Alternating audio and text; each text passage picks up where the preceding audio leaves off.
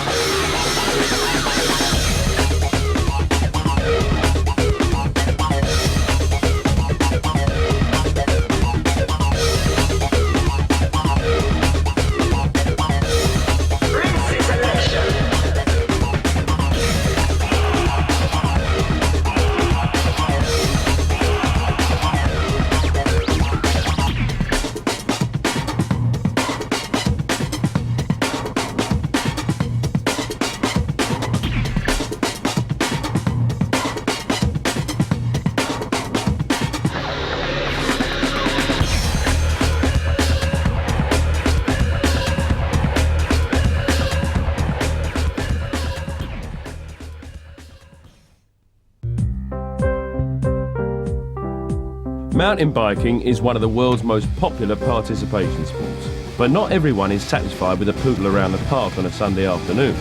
Some need the buzz of adrenaline coursing through their veins, so get off those smooth paths and tracks and find something to really test your skills. Get down to some serious riding and learn how to ride like a mountain bike god.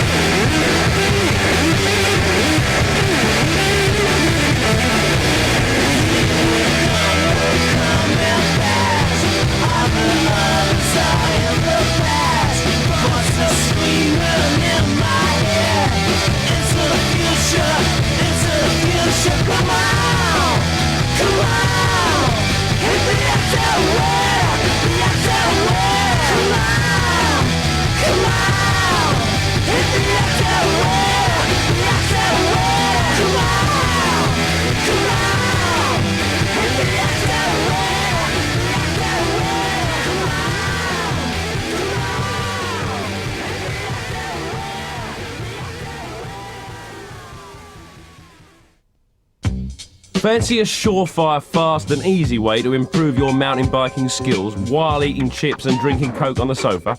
Then hold tight as Team Giant show the quick way to downhill nirvana. Global racing team stars Rob Warner, Miles Rockwell, Jürgen Beneke, and UK riders Lewis King, Mark Davis and Crawford Carrick Anderson give us the inside line on everything from kit to cornering and show you how to get down the big hills fast and safe. Team MBUK's Will Longdon gives a jumping masterclass and shows us not only how to get the big air you want, but how to come back to earth safely. And finally, the rest of Team MBUK take us through the skills and tactics you'll need on the dual course to get you across the finish line first. So whether you're stuck on bunny hopping curbs or need that extra something to give you the edge over your mates whilst ripping it up on your local trails, sit tight and enjoy the action. And you'll find the answers to all your riding questions.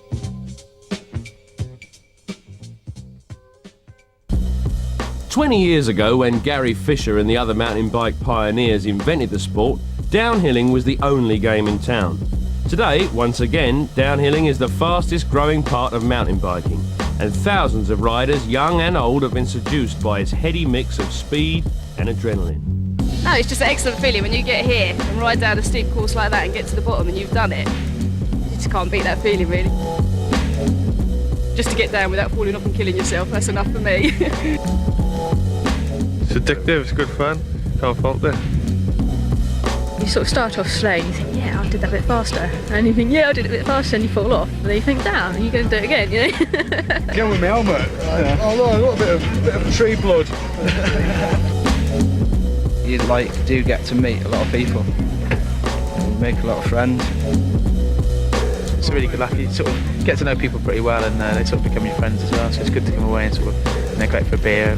There's massive parties, it's excellent, and you get to mix with all the pros and everything, which is good, because most sports you don't get to talk to them and they really help you out. It's an instant buzz. There's nothing on earth that can touch that. It's better than sex in some ways.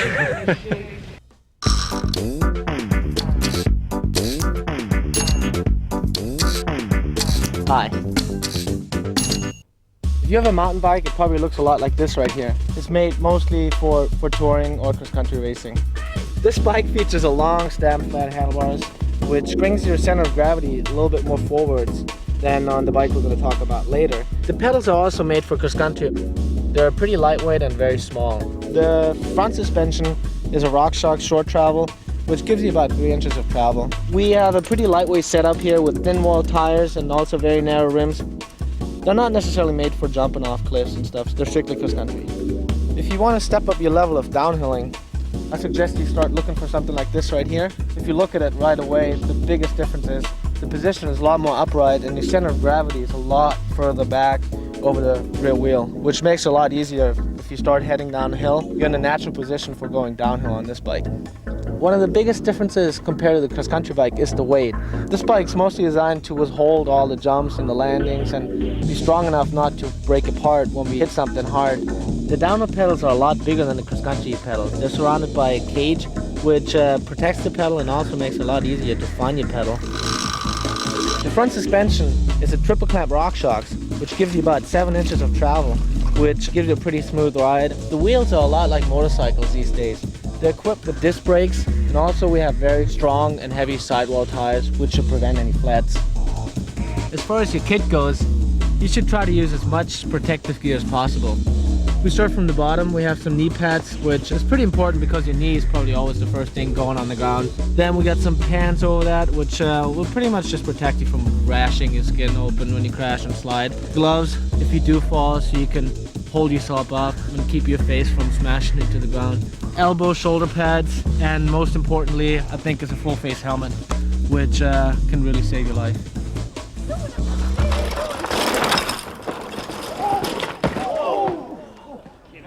You right, Tom? Yeah.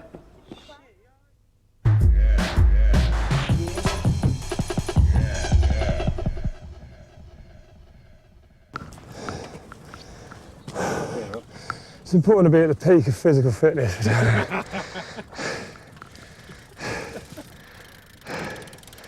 20 seconds in and I'm burned. That's without pedalling.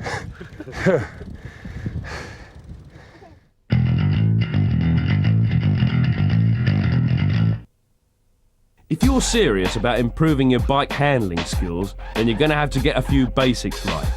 Downhill mountain biking is all about being well balanced and having the correct stance on your bike. Jürgen shows you how. You gotta know which is the right stance for you. You gotta find out which one is your stronger leg, which is, in my case, it's the right leg, so I make sure that the right pedal is in front. Also, you always want to have at least one finger on the brake. You always want to be able to slow down and brake and be in control. Mainly you need to try to be balanced over the centre of your bike, keep the bike in good balance. And then it comes down to, with practice you'll find out, sometimes you want to weight the front wheel, sometimes you need to weight the rear wheel. The basic balance position would be if I get off my seat and kind of like position myself between the wheels, so there's not any off balance as far as more weight in the front wheel or more weight in the rear wheel. If I would go downhill now, everything would change automatically. You don't want to have more weight in the front wheel than in the rear wheel. So I just shift my body backwards. There's not really a limit for that. You can go all the way down to the rear tire, put the seat in your chest. I mean, it really depends on how steep you're going downhill. For this kind of grade, I think I'm about at the right point now. And the third part of the balance would be being loose in your knees and your arms and trying to absorb bumps and little obstacles so that you're always in touch with the ground and you never lose control, and you're pretty much safe to, rock and roll.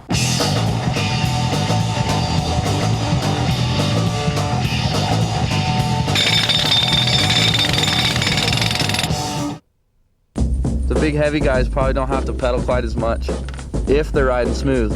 When you lose momentum, it's harder to build it again, but when you have it, you have an advantage over the light guys. You got time when you pedal though. You can't pedal this like top to bottom or you'll be exhausted. Yeah, strategic pedaling. God, you gotta be fit to pedal for 5 minutes. Everyone's now so fit and fast through technical stuff that they pedal and do technical stuff good. So I probably need to pedal a bit more. But I'm working on it. I've been working on it since about 93, but I'm slowly getting it. Rob don't like to pedal, he just likes to pump. I like pumping. I love the pump too. When you pump, I don't know, you go from the middle to the back of the bike. You use more of the rear wheel than the front. You just you generate most of your power out of the rear wheel, I think. Here it's particularly obvious, and there's 3 bumps there. The first you can really pump, and you just push down on the backside really hard. Let the bike rise up in and force it back down the backside, and then that way you produce more speed. BMX tracks are a great place to learn how to pump as well. There's a lot of natural rolling jumps that you can pump, so there's no excuse for not doing it really.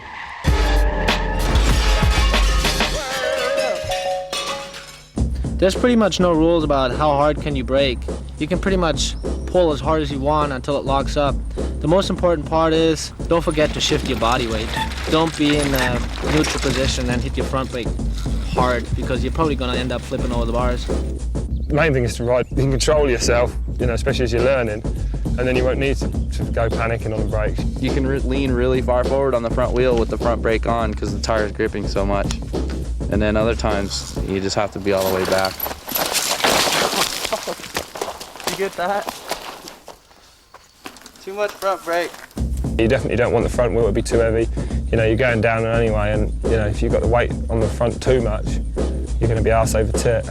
Mainly I use my rear brake to keep my balance in turns, or if I'm slightly offline, I'll just dab it and it'll drag me back online. I would say front brake is, 90% of the slowing down part, and the rear brake is just hitching the bike left and right, and also, supporting the slowing down. People like have it sliding, don't they, and have big rocks fly everywhere, but they don't really get you anywhere. Wears your tyres out, that's about all it does.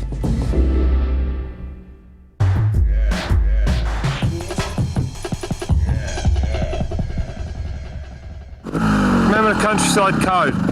Take any pictures, leave any tyre prints.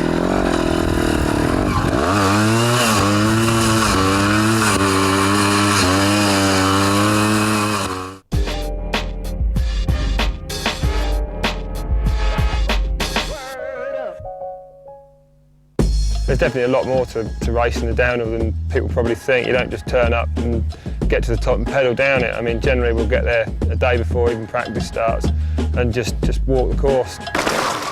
Generally, I walk the course before I ever ride it. I don't want to crash on the stupid sections that I haven't looked at before. So I walk it, and then I take a couple of slow runs, and then I try to pick up the speed. Walking the course is crucial. That one walk of the course you can do is probably worth 5 practice runs. I always walk the course. I don't learn anything from riding it really. On a national, I probably walk the course 6 or 7 times in the weekend. I'll get there and I'll walk the course the day before practice starts. And then generally you try and aim at walk it later in the week as well. You practice it for 3 or 4 days. Depends how it's going, you know, if the course is like easy, a fast technical course. But if it's slow technical and there's a lot to look at and a lot of lines, then you definitely need to walk it. The trouble is when you're riding the course and practicing all week, you can become completely oblivious to anything else other than the line you're riding. You walk the course half the time and you're like, oh God, look at that, and oh no, look what I've missed. And you can see like 5 seconds here and a couple of seconds there or whatever. Sometimes I don't ride well at all until I've walked the course and really put everything in my head. When you're walking the course, you just stand back from the course. And you walk back from your rut, and you just find something on the ground or maybe just in front on a tree or something to aim for. You just make a note in your mind. You've got to go to that tree, or that twig to that twig. You've got to keep an eye on the track because you know you're riding over it and you want to go across the ground as fast as you can. By the time it gets to my run, I know every single route, every corner, everything on that course. I know exactly. If there's bits that you know there's nothing dangerous there, you know you can just hit it as flat out as you can. When you're racing, you know, you're always looking at the lines every day just to make sure they're the same.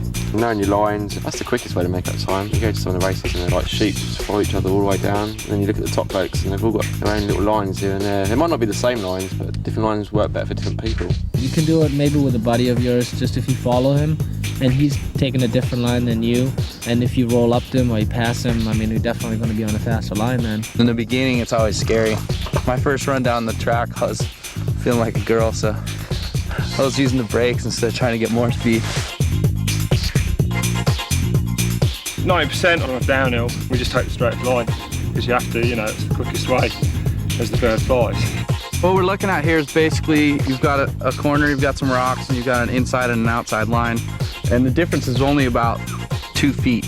You have to have a little more discipline to make yourself go to the outside because it seems like the long way around the corner. This is flat right here. And if you blow this turn on the inside, you have no speed for the next 20 meters. In the end, it's going to be probably more consistent to go to the outside and make sure you got your speed so you don't have to do all your turn at one spot.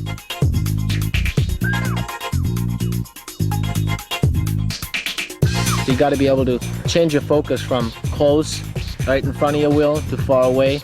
So you know what is in front of your wheel, like a loose rock, boulder, root. Or is there a turn coming up, a drop-off coming up? So you never really lose the focus on, you know, what's going to happen soon to my bike and to me. The drop on the left isn't so hard actually, it's not so high, but we're on a steep piece of ground, so you're coming over it and it's quite a steep little drop. So a lot of people take the right-hand line there, which is a wiggle around, does away with the steepness, but obviously is load slower. You know, you're doing 2 or 3 turns, you're not really gaining anything. We tend to just bomb straight off the drop.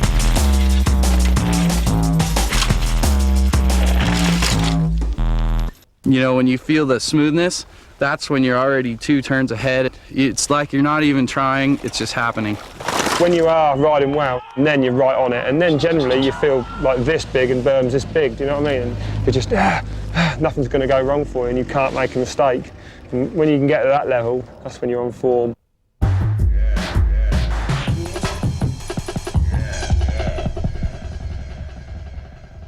Because of the extreme physical exertion I go through when I race my mountain bikes, I work with a very select field of dietitians to make sure my body gets exactly what it needs.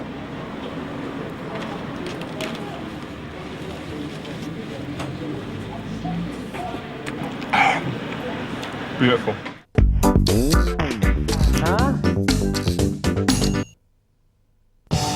One of the most common features of downhill courses is the drop-off. If you don't know how to control your bike when the ground suddenly falls away, you're toast.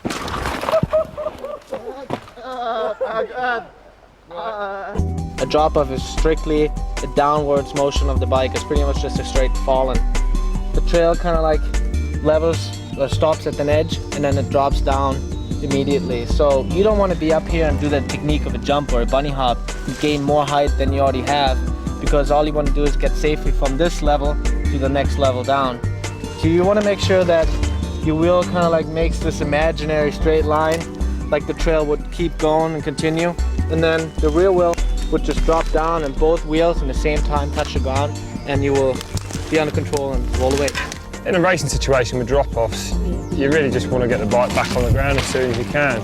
And normally as you leave the ground, you'll go real low over the bike, so the bike comes up under you to absorb the takeoff, and then you'll just push the bike straight down as you leave the ground, so you're straight back on the ground and back in control, so you can brake or pedal or do whatever you want to do. And there's no point just launching off drop-offs unless there's a backside somewhere that you want to make. You know, if you've got a nice backside that you can pump and get some speed off, then go for that.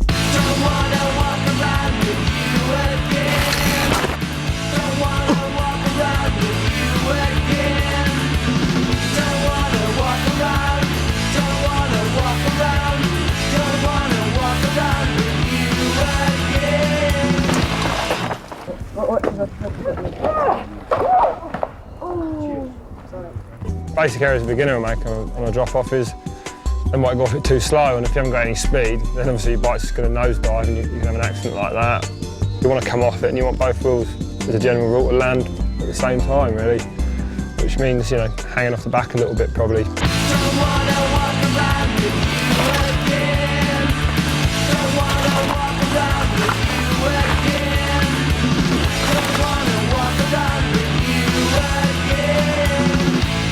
It's easy.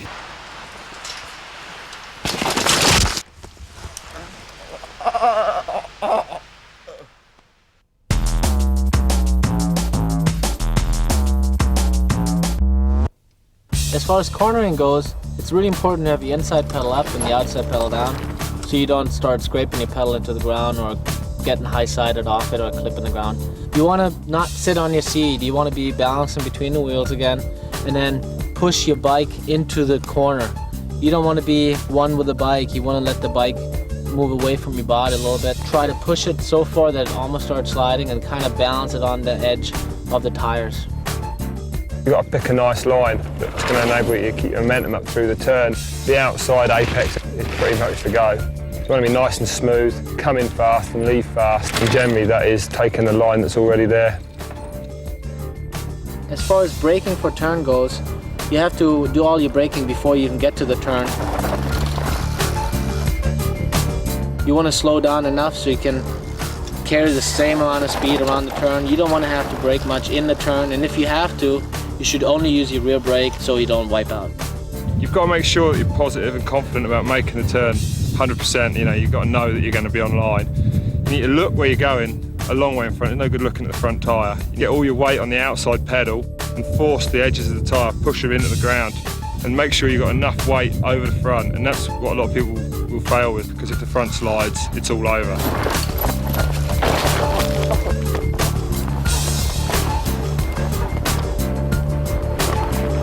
You gotta have a focal point of where you're gonna make your move, where you're gonna transition from going straight to turning right. And you know, it's just really important to look ahead and see where the actual turn is gonna happen. Some riders like to keep their feet firmly on the pedals. Others hang off the bike with their inside foot ready to dab the ground if it all gets too sketchy. Most of the riders will be feet up these days, mainly because, you know, you can get on the power out of the turn, you've got more control, and normally quite often it's so steep that, you know, if your foot's out, then it is difficult just to ride. Any time we do tend to ride, feet off, 1 foot off, is on fast open turns that are loose. Anything that forms a bank behind a corner, either naturally or man-made, can be called a berm. These stop the bike sliding out, so you can use them to turn off or reduce speed to help you corner better. It's a little bit of a berm at the bottom, so it's kind of natural to go out there because you got something to push off of. Once you get to the turn part, you have to let off the brakes in order to kind of, you know, push into the dirt, carry speed out of the corner. It's quite an easy turn, really.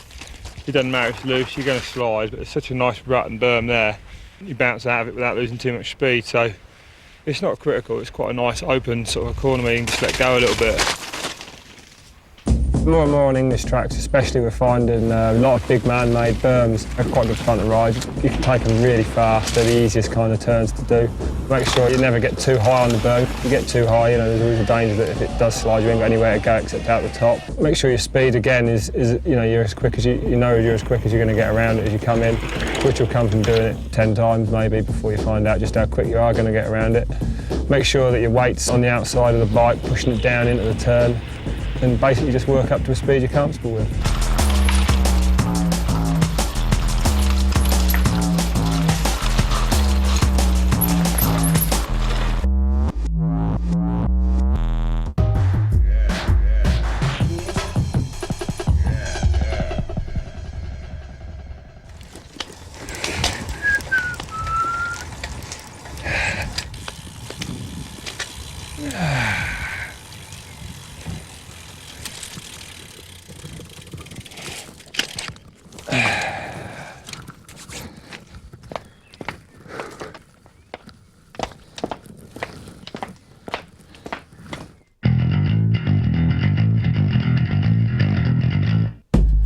Bomb holes and compressions are simply dips in the ground, but if you don't know how to control your bike through them, you're going to eat it.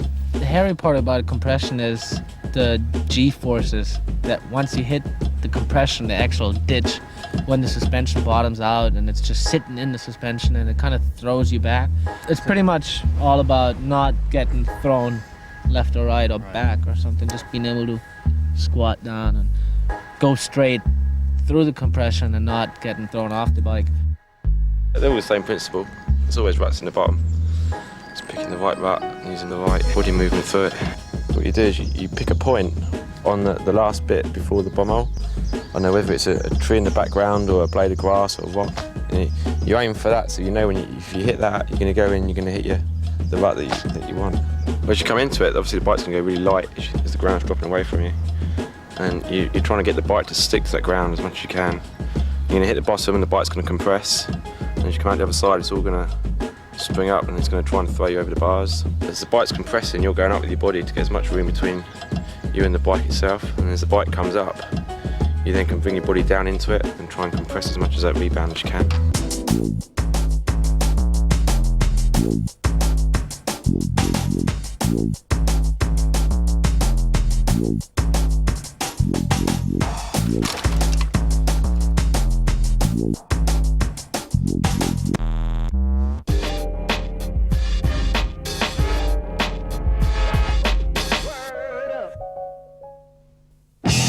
Whatever the weather, if you ride off-road, then you're going to have to smooth out some gnarly terrain, including rocks in all shapes and sizes and those most tricky of obstacles, tree roots. Rocks are really common now, especially on World Cup races abroad. You want to be light over them, pick your lines, try not to hit the square edge ones that are going to give you punches. They can definitely slow you down if you hit a load of rocks hard, you just all your speed's gone. And you'll see a lot of riders preload and bounce over them and then they're skipping all the rough parts.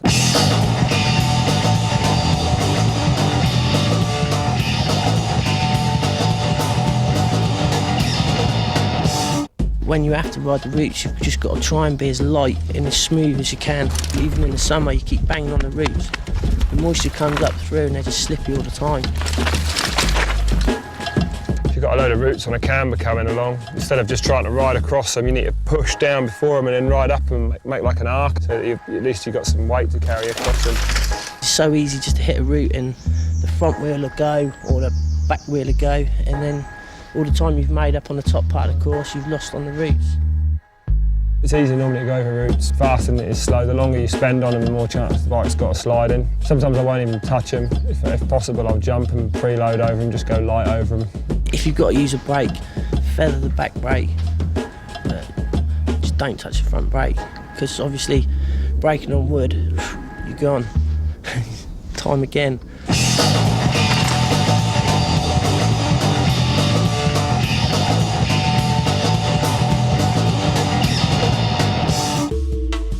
Riding in the wet, I mean, it's just something you really got to learn about. It comes really naturally to me. Living in England, it's gonna. Most English riders haven't got a problem with it, you know. You've got to be very loose on your bike, be very relaxed. You've got to let the thing slide. You got to know how to control a slide to back stepping out. Then you want to be able to have all your weight on the front to stop the front going, because if the front goes as well, you're going to crash.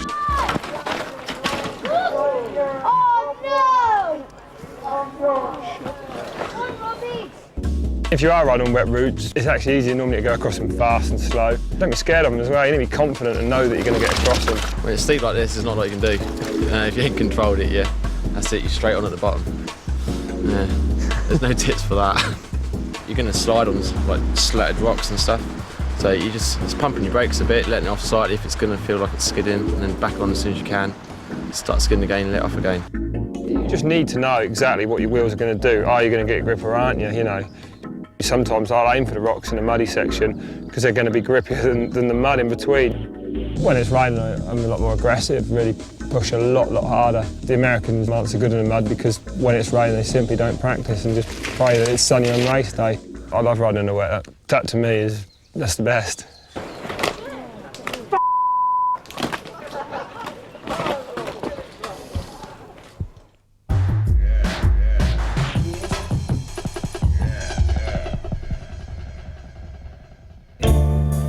To prevent sports injuries, there's nothing I like more after a hard day's riding than a professional sports massage.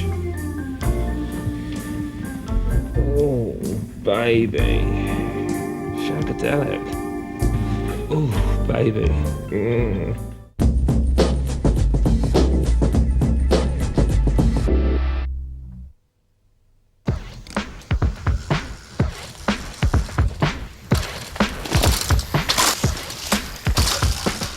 It's important that you know how to bunny hop, so you can clear like stumps or big rocks or something that you don't necessarily want to hit. I have a little practice routine that breaks it up in 2 steps to bunny hop. The first one would be to pretty much preload everything and get your weight on the rear wheel without actually doing the real bunny hop. And that looks like this. Once you have all your weight on the rear wheel, explode off the rear wheel and push your handlebars away from your body and complete the bunny hop. It would look something like this.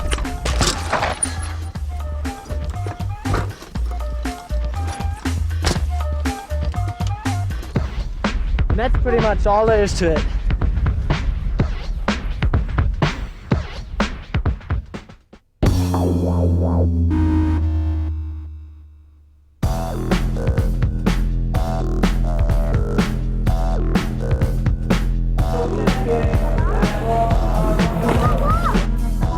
You definitely need jumping skills.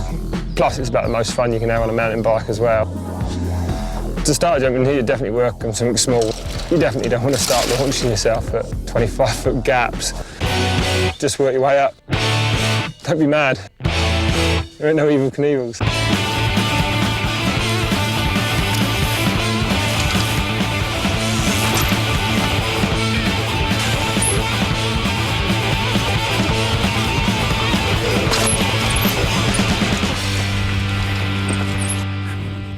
Although getting big air is great for showing off to your mates, when you're downhill racing, you don't want to be wasting precious time flying high.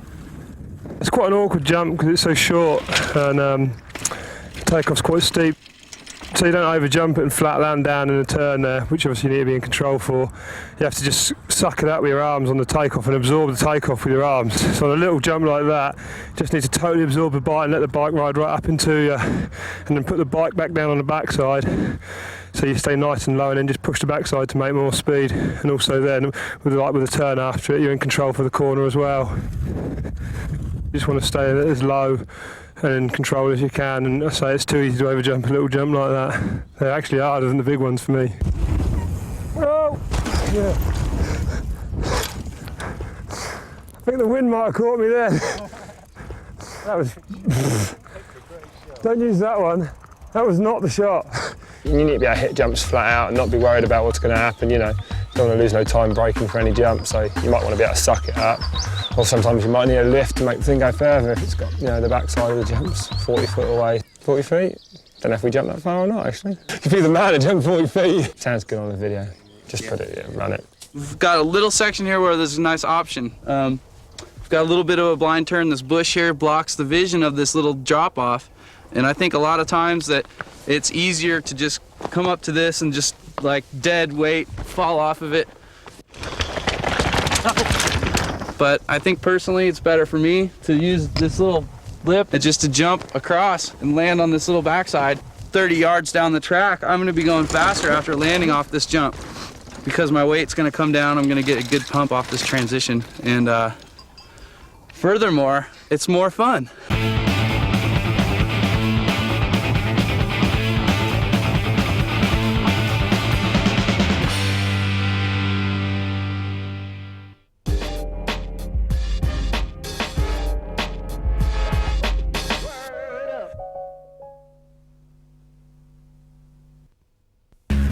You'll never cut it with the big boys if you don't know how to jump. So if you're not already confident flying through the air, watch this lesson from Will Longdon.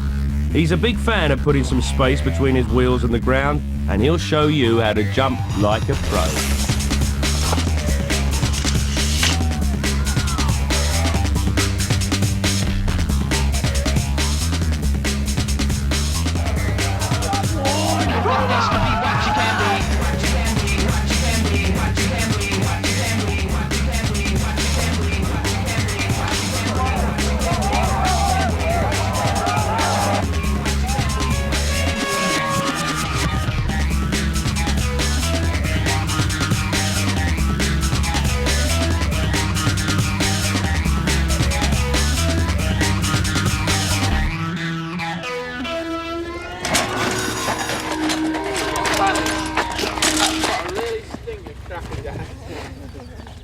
The pain's coming, it's nearly here.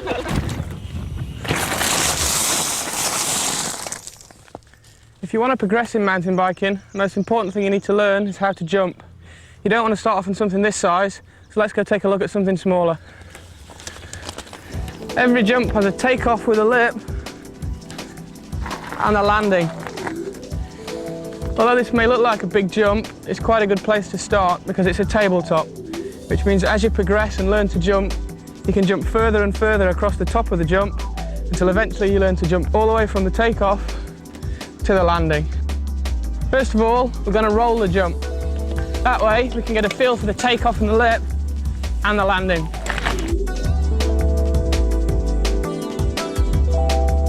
As you're approaching the jump, you want to keep your speed constant, and as you get near the bottom of the jump, you need to think about not braking. It's a common mistake. People get to here and they think they're going too fast.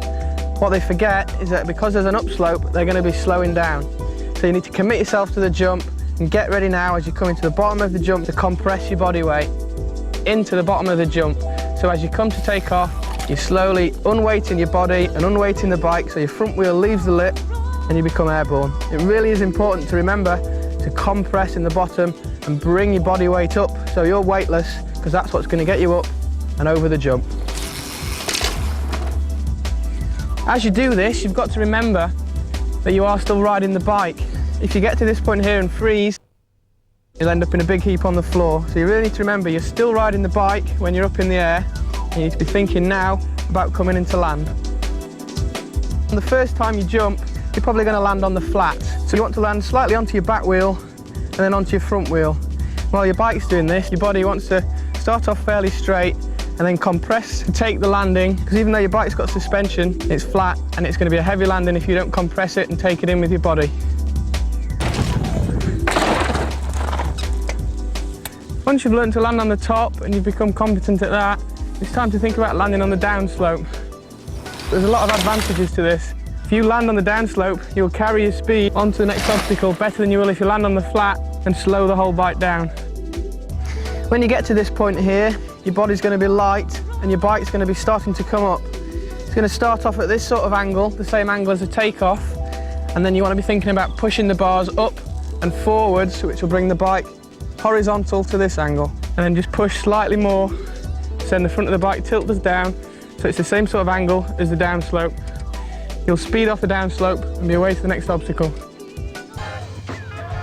Once you've learnt the basics on a tabletop, you can pretty much jump anything.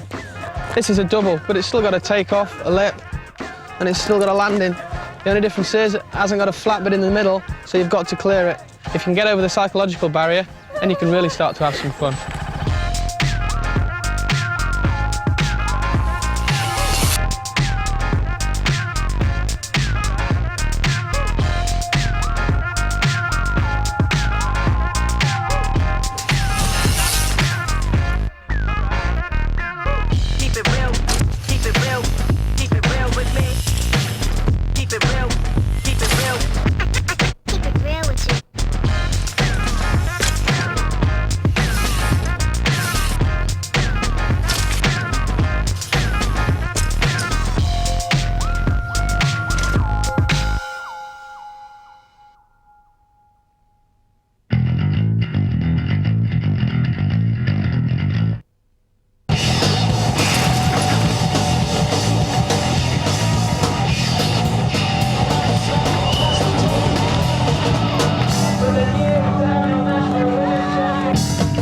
racing is the fastest growing discipline in mountain biking today. Riders race down large-scale BMX courses with a mass of jumps and berms. There are virtually no rules and full-on contact is just part of the game. Duel is all about head-to-head racing over huge obstacles, where tactics play as big a part as showing off to the crowd.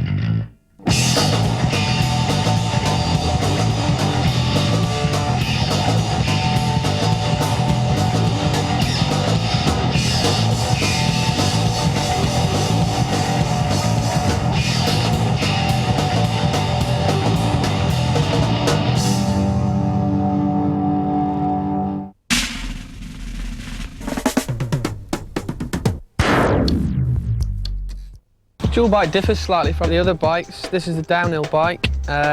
Nice strong frame, 7 or 8 inches of suspension travel, and the gear system from real high gears for the fast stuff down to a lot lower gears for the slower technical sections. Real strong bike, but probably not what you'd want to use for the dual. This is dual suspension dual bike. It's probably got 3 or 4 inches of travel front and rear. A lot lighter frame. It doesn't need to be quite so sturdy as the downhill because you're not going to be going over rocks and everything like that. The seat can be quite low because you're not doing that much pedalling. It's only a 30-second track. Disc brakes, they're smaller than the downhill bike because you're not going to be doing as much braking. The gears, a lot closer ratio because you want your pedalling to be smoother. Finally, the pedals can be the same as what you use on a downhill bike, SPDs, but you can also use flat pedals as well. The other choice for dual racing is the hardtail. As you can see, it's got no rear suspension and it's got the single crown forks at the front. The brakes are normal cantilever brakes rather than the disc brake. This is a really lightweight bike, almost a big BMX bike really, just used on courses which are really smooth or really technical when you need to be able to throw the bike around. These are your choices, it's up to you to take your pick. Even though dual's supposed to be non-contact sport, contact is inevitable, so you have to wear protective gear. To start off with, you have the body armour, which you wear underneath your race kit. If you don't want to be quite so restricted or if the weather's quite warm, then you can wear separates. These are the elbow pads that you wear, and then you wear a similar thing on your knee and shins. You then have gloves, which you'd wear when you ride your bike at any point really. These again just protect your hands and cover your knuckles. I usually wear a full face helmet. If I am going to come off, then I know that I'm going to be protected in every way.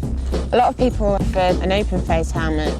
This gives a lot more visual awareness, so you can see riders coming up alongside you. Finally, we have the race trousers, which just stops any slight abrasions if you do come off. Then you have your race jersey, which displays all your sponsors as well. And that's about it. Now, all you need is a bike. Once you've chosen which bike you're going to use for dual, there's 1 or 2 different things you can do to set it up and make it work the best for you. Starting off with the forks, I use a dual crown fork. I tend to run my forks fairly hard for dual. It prevents them from diving when you land from a jump, and it also helps with sprinting because your forks are set up just that little bit harder and prevents them from bobbing. Again, with the back end, the rear suspension, I would run it almost so it's just a little bit of give rather than a real plush suspension feel. It gives you a little bit of comfort if you land a little bit short on a jump. With the pedals, you can either run an SPD pedal like that, where your feet are clipped into the pedal with your shoe, or you can run the flat pedal. I tend to run the SPD sort of most of the time. It helps me get out the gate quicker and put power through the pedals. Also coming out of berms, I can get more power down. The seat height on the bike is the next thing that needs to be looked at. On a downhill bike, you would probably run it a little bit higher. For dual, I like to have it right down, right out of the way. Basically, it's for sitting on at the start and the finish. You don't want it hitting you in the behind when you're landing from a jump. So basically, as low as you can get it, right out the way. Another thing to look at is the tyres.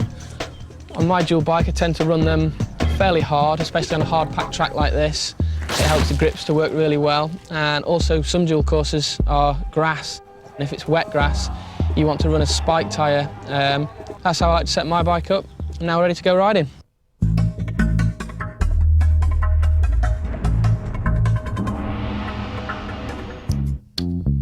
William Longdon, specialist subject, the bleeding obvious. If you get a good gate, you could win. If you don't, you won't. Here we are at the start gate. It's a really important part of the race. In fact, it's the most important. If you get a good gate and you're way in front of the other rider, holding all the best lines, and he's got to make a considerable effort to try and get back past you. If you arrive at the gate, the first thing you need to think about is what gear you're in. A geezer? A real nice geezer. But you don't like him because you've got a race against him. No, I'm not ready. If you have too easy a gear, and you're going to set off quick, but straight away you're going to run out of speed. If you have too hard a gear, you're going to be pushing too hard and you're going to be too slow out the gate. You need to find a gear that you're comfortable with and make sure it's in that gear. Maybe spin the pedals around a couple of times to make sure it's in there. The next thing you need to do is look at where you're going to lean it against. A lot of people are capable of balancing, but then it means you're thinking about balancing the bike from side to side rather than thinking about getting out the gate. Most racers will either have a fence down the middle or a bar like this one. So if you lean yourself up against that, you know you're in the right gear. The next thing you need to think about is the positioning of your cranks. You need to have your leading foot forward, slightly above horizontal, so that you can, when you're going forward, you can push out the gate and lean forward and put the power through that pedal. If you have it too high, you tend to pull up on the bars and put all your force downwards rather than forwards, trying to push that gear around. So if you set your pedals just above horizontal, you're in the right gear. The next thing you need to do is cover your brakes.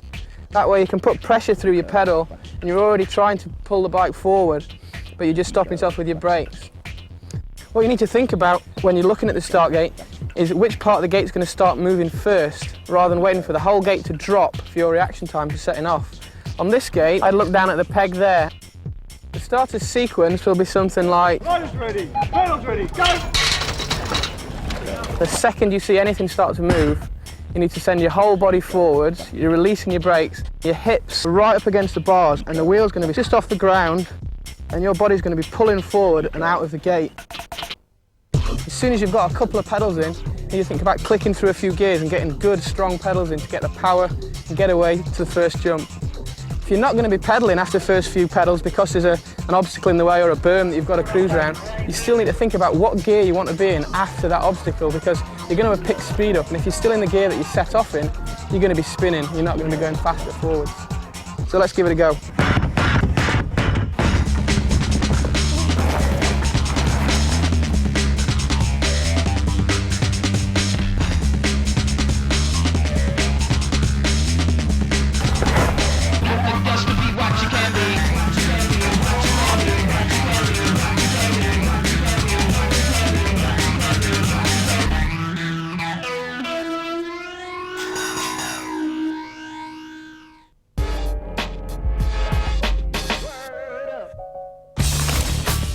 Dual courses are typically made up of 3 elements: the start, jumps and corners. This is a good example of a bermed corner on a dual course. A berm is actually a man-made banking that helps you keep your speed going around a corner. To ride a berm, you want to enter as the banking starts. You don't really want to be braking.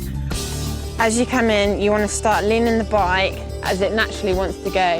Your body should be in line with the bike.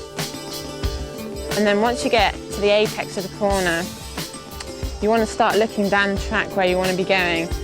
So you kind of pump the bike away into the corner, and as you come out, you should have maximum speed and you continue down the course. A few things that you don't actually want to do in a berm is, firstly, you don't want to be too upright. When you're coming around the corner, totally use the banking. To do this, you need to be leant right over and the bike will stay in the corner. You also don't want to be down in the bottom of the berm. So if you're down here, there is no banking that's going to keep you in the corner. You want to be right up here, using it to the maximum effect. Lastly, you need to make sure your pedal's in the right position. When you're coming around the berm, the outside pedal needs to be down and the inside pedal obviously is going to be up. This is so that when your bike is leaning over, your pedal's not going to catch on the berm or anything that's on the ground. And then hopefully it'll have ridden your perfect berm.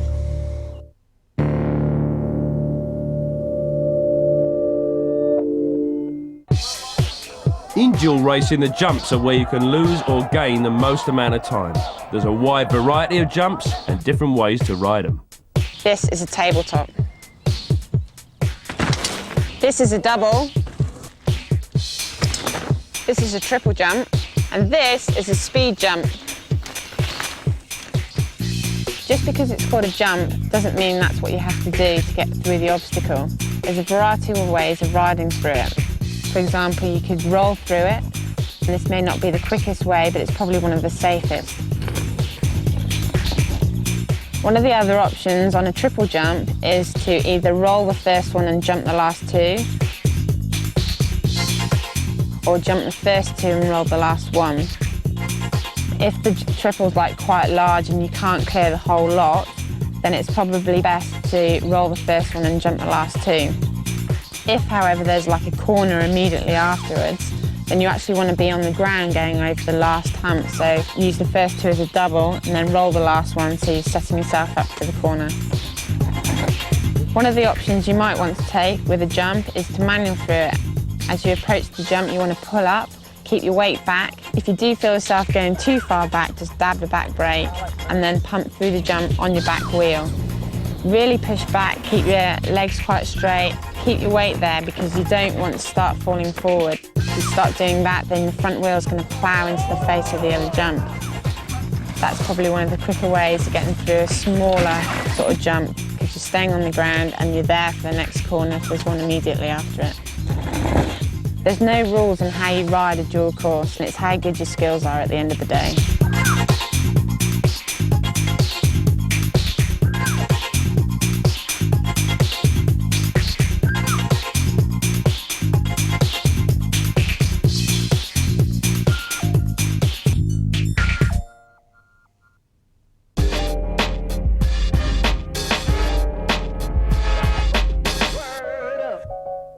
There's obviously going to be some contact because there's two people on one track.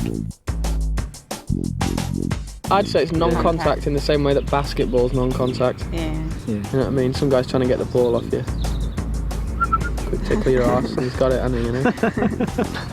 There is some contact allowed, but not intentional contact. It's almost impossible to do a really clean overtaking move. There's always going to be some contact. It's got to be a really harsh manoeuvre before it's going to actually stick, so otherwise you're not going to pull it off. The main tactics really, I suppose, brake checking's a pretty good one. If you're coming into a corner and it's wide open and he's real close behind, if you brake check him, he's on his brakes and he's not thinking about a line, and you can like power away straight away because you knew you were going to do it, he's not ready for it.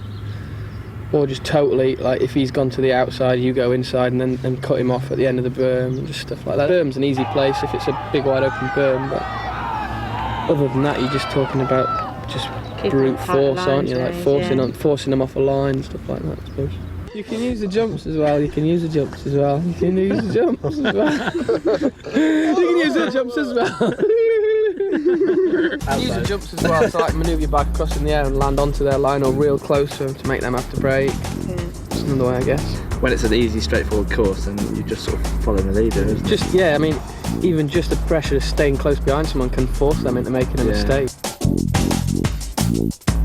One of the things that you want to do when you're riding a dual course is practice alternative lines as well, because sometimes the line that you're looking at has been taken up. Most of the time it's just an instinct thing. You just try something. Sometimes it works, sometimes it doesn't. On a more technical course with loads of corners in, the easiest place to pass is always going to be the corner, I would say. The last corner of a course is always the room for desperate measures. Yeah. With or without the bike attached to a person. Yeah. It's not really something where there's like a textbook of, you know, if he's there, you do that. It's all like instinct thing and split second decisions to what to do and how to get away with things. You see some of the riders trying to knock the rider in front off with their front wheel, but it's not really going to happen. If you're going to do anything like that, you want to be aiming for a bit further up the bike, because the rider in front's got a lot of weight on that back wheel and your front wheel's a bit too flimsy for that one. You've just really got to lean back on them. Because if you ever once just let them get away with it, then they'll just do it to you every single time. They'll know they've got you. If you let them get away with it one time, the next time you've got to do something that's really aggressive towards them, just to let them know that you weren't intimidated by it. You can use sign language. You can use sign language to make your sort of your mood obvious to everyone else, really. Yeah. And you can undo the quick releases at the start gate and uncouple the brakes, let the tyres down. Pull the cut the brake hose with a knife. Yeah. Stab him in the eye. So that's that. If you're not ready to rip by now, you never will be. So, get off the sofa and get out and ride.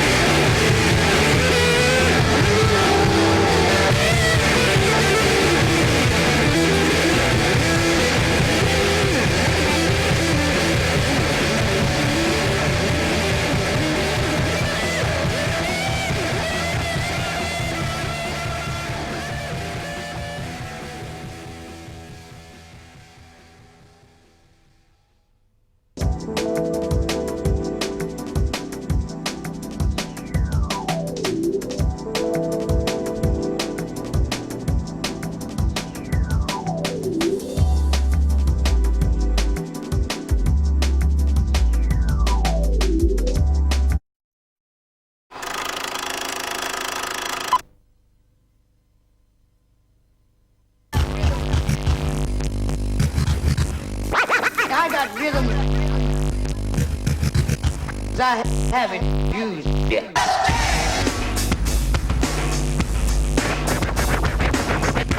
Surgeon General has determined that the sounds we're about to hear can be devastating to your ear. Honey, I got rhythm. Honey, I got rhythm. Honey, I got rhythm. Honey, I got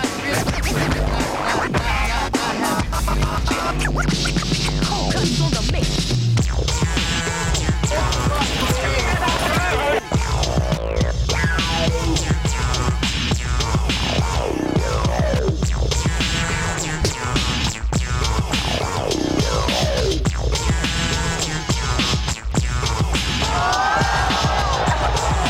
Something else that's certain is the fun you will get. Downright scrumptious, old-fashioned flavor. We got it.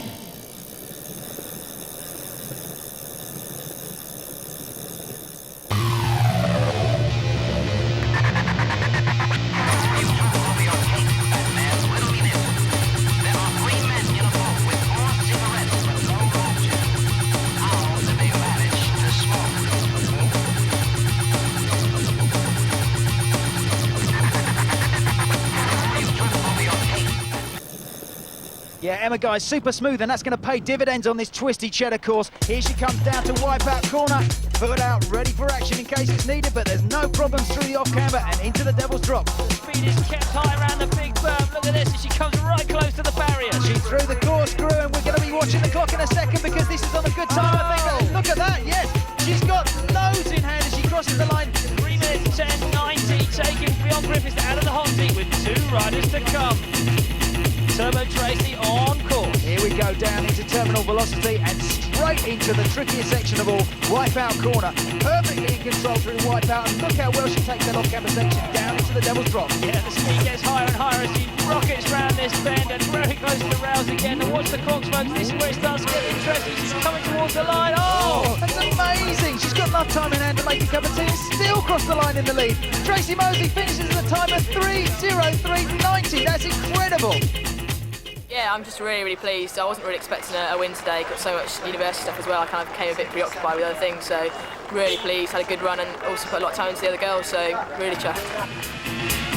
James Bottle Jammer Alloway, 5th last season, Rod. Yeah, and he's unsponsored at the beginning of this year as well, so he's the man who's got everything to gain today. Okay, here we go then. James Alloway, the man dressed in black, the Dark Destroyer on his way, hopefully to some sort of a victory for him today. And watch the clock as he's round the big berm. Oh, very close again to the edge. Absolutely taking a super fast line through those berms. Brilliant. Watch the clock on the right-hand side as he sprints the lines. It's going to be a good time. It's going to be close. Come on. He's going to do it. Wow, look at that, 2:38.20, that's 3 seconds into the lead. Here is Mad Matt Bomber.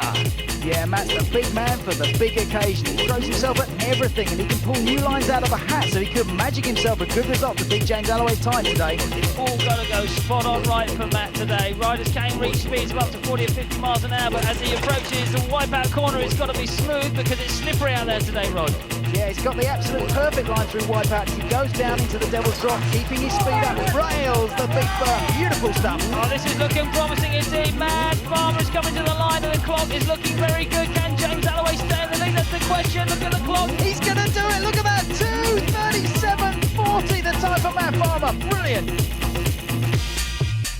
Steve Pete, here he is, one of the world's finest downhillers. Yeah, it has to be said, when Steve is on form, he is the most difficult rider to ride against because he gets it perfect all the way down. Out of the start, he's looking super smooth and down into terminal velocity. Okay, this is the bit to watch. If there's going to be a mistake, it's going to come here. Pete round the wipeout corner and he's scooting, Rod, maybe losing a bit of time there. Dabbing a little bit as he comes down into the Devil's Drop. Listen to that crowd as he rails that big berm, pushing it all the way. Oh yes, this is where he starts to pick up speed, starts the motor, he's full throttle then as he perks on the gas and goes for the line. Look at the clock, it's going to be amazing. Oh, look at this. Time. Come on, Steve Pete, board number one, takes it indeed. Yeah, a time of 2:35.60. Absolutely outrageous. A 2-second win in downhilling terms is a light years.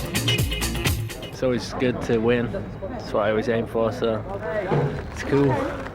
Yeah, very happy, you know, first race of the year, see where you are, and come out with second against Steve, world class rider, so you've got to be happy with that.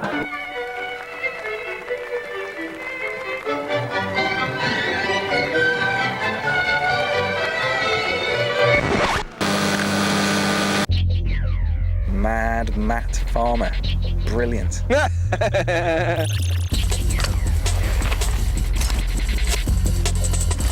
It all starts, I suppose, from my style. You know, I'll hit things, try and go through things, make a move that somebody else hasn't done.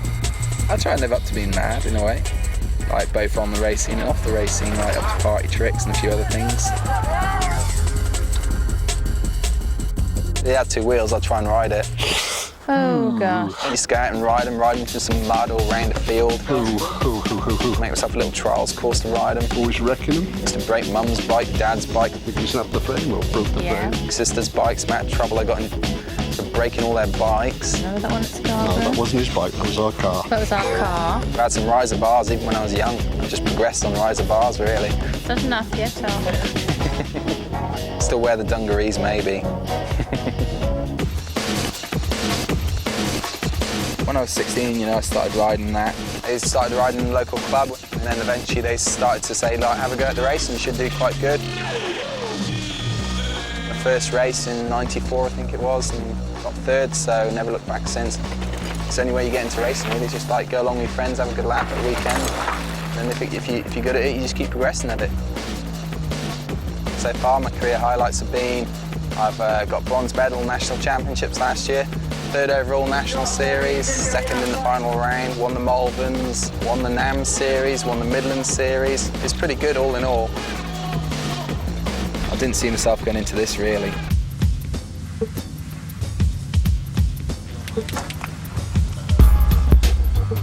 I went to university for 4 years, like got land management, chartered surveyor, sort of degree. But I don't know if I could go into what I qualified for after doing this. It's such a way you get yourself going that you look forward to your winter to have you break a bit and then start training, but I don't know. You are your own boss. Instead of waking up in the morning checking in somewhere or someone on your back all the time for not doing things or making up lies or bunking up off work all the time, it'd be hard, I think. Mad Matt Farmer. Oh no.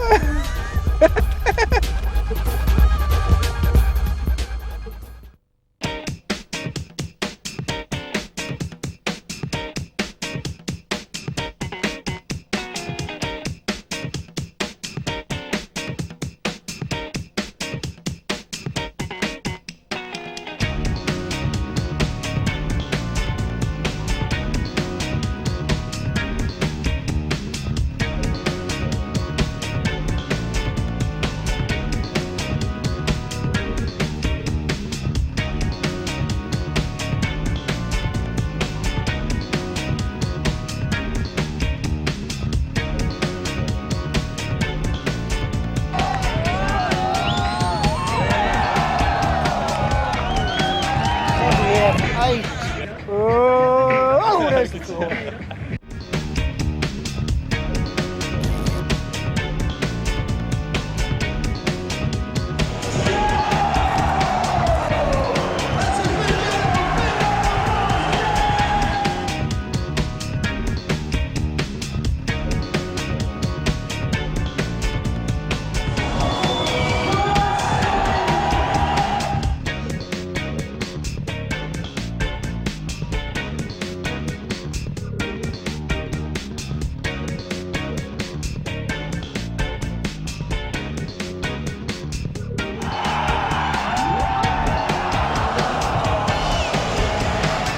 When you come up with something and you know it's scary, just because you've done something before doesn't make it, totally not scary the next time. People don't really pay their money to watch me crash, they want to see it pulled and stuff, and I want to see it pulled,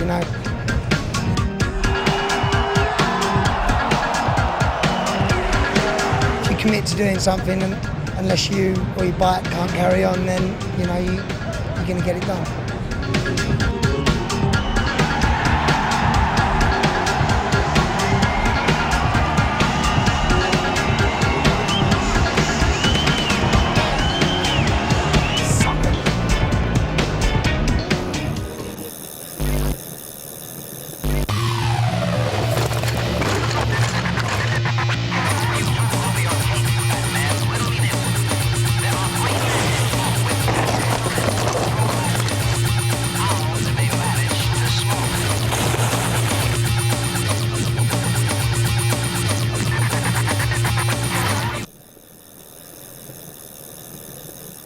Not holding back at all today will be Helen Mortimer from Team MBUK. She's a big course specialist and back with a vengeance from a recent injury. She's quick out of the gate, making neat work of the slippery conditions, and she's safely past Fion's post. And into the wooded section she goes. It's looking like a clean run so far as she comes down through Dead Man's Gully, Rog. No problems at all through Dead Man's Gully. Here we are, the fastest time, and look at that clock. Excellent.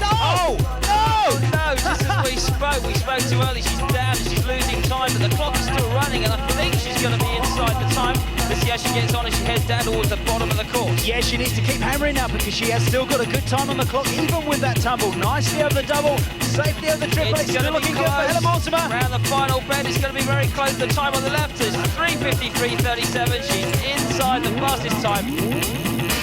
Tracy Mosley is UK's national downhill champion, and she's riding a handmade $20,000 bike for the first time today. She's really going to have to get to grips with that new bike if she wants to win again. Well, I'll tell you what, Roy, she doesn't seem to be having any problem at all with that bike because she's absolutely ripping this course at Hopton. Look at that time already. She comes down the roller coaster, 3:20. That's incredible. She's totally on the limit. Nearly over the bars though. Remember, she really scorched the competition last week with a 7-second lead. Let's hope she doesn't overcook it as she reaches the bottom of the course. Look at her go as she hits the double. Superb riding from Tracy Mosley, totally under control. She's going to score a double whammy and bag a second victory in a row.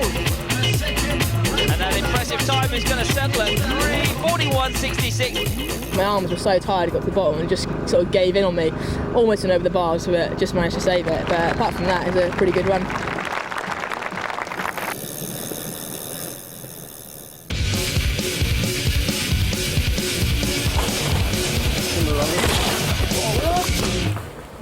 Wheels ready, pedals ready, go!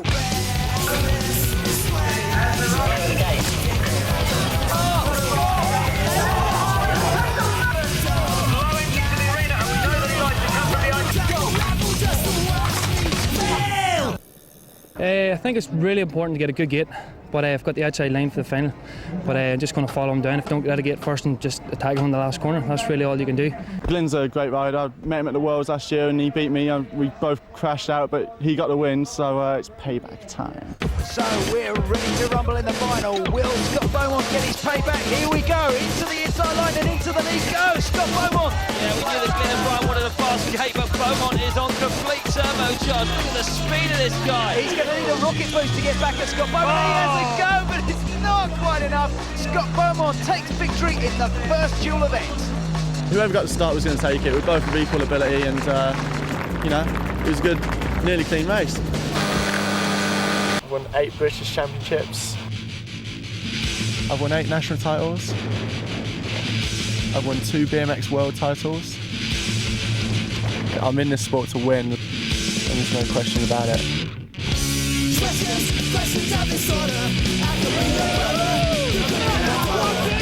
My parents bought me a 16-inch BMX bike, and took stabilisers off when I was 3 years old. When I was 4 years old, there was a BMX race locally to my house. Won this cool little gold trophy. That was just a starting point, you know. Little gold trophy when you're 4, and you just want to load more. So basically went from there, raced BMX for another 16 years. I was only 18 when I switched to mountain bikes. I couldn't go any further in BMX, so why not give this a go? Go! My dad always wanted me to race motorcycles, you know, because he's always been heavily involved in motorcycles and speedway especially. Well, Scott's always up there. He's the man to beat in Britain, isn't he? But he's really quick out of the gate. I think if he can get in front of him, he's basically got the race run. But he's really hard to pass because he's so smooth. A lot of it's in the mind, you know, you've got to think it, and it's not good being negative, you've got to think positive. It doesn't matter who you're up against. You know, if you're just kind of chilling out and just, you know, show the opponent you're not worried about them, you know, that's probably the best way you can beat them. BMX you have to sprint for like 40 seconds, in mountain bikes you have to kind of prolong it for about 5 minutes at the World Cups. So basically I'm just doing lots of endurance rides, just trying to get my endurance level up. I'm also doing some jumping as well, you know, just to keep my body fresh with jumps. As you can see here today, I've been practicing a little bit. Anything that makes you, you know, makes your heart pound, and basically I'm doing it every day.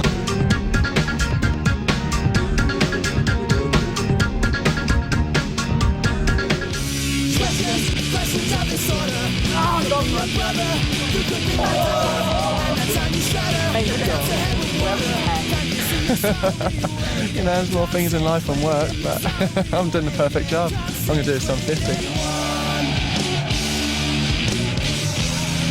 Wow. See you later. Our next rider, one of the quickest on the circuit, Mr. Robin Kitchen. Now he's off the start like an absolute bat out of hell. No mistakes so far in this very slippery opening section. He's really gunning for it, Rod. Down into the woods, he's looking sweet for a fast run. Down through Dead Man's Gully, making mincemeat of that section, no trouble at all. Into the fastest roller coaster section on this course.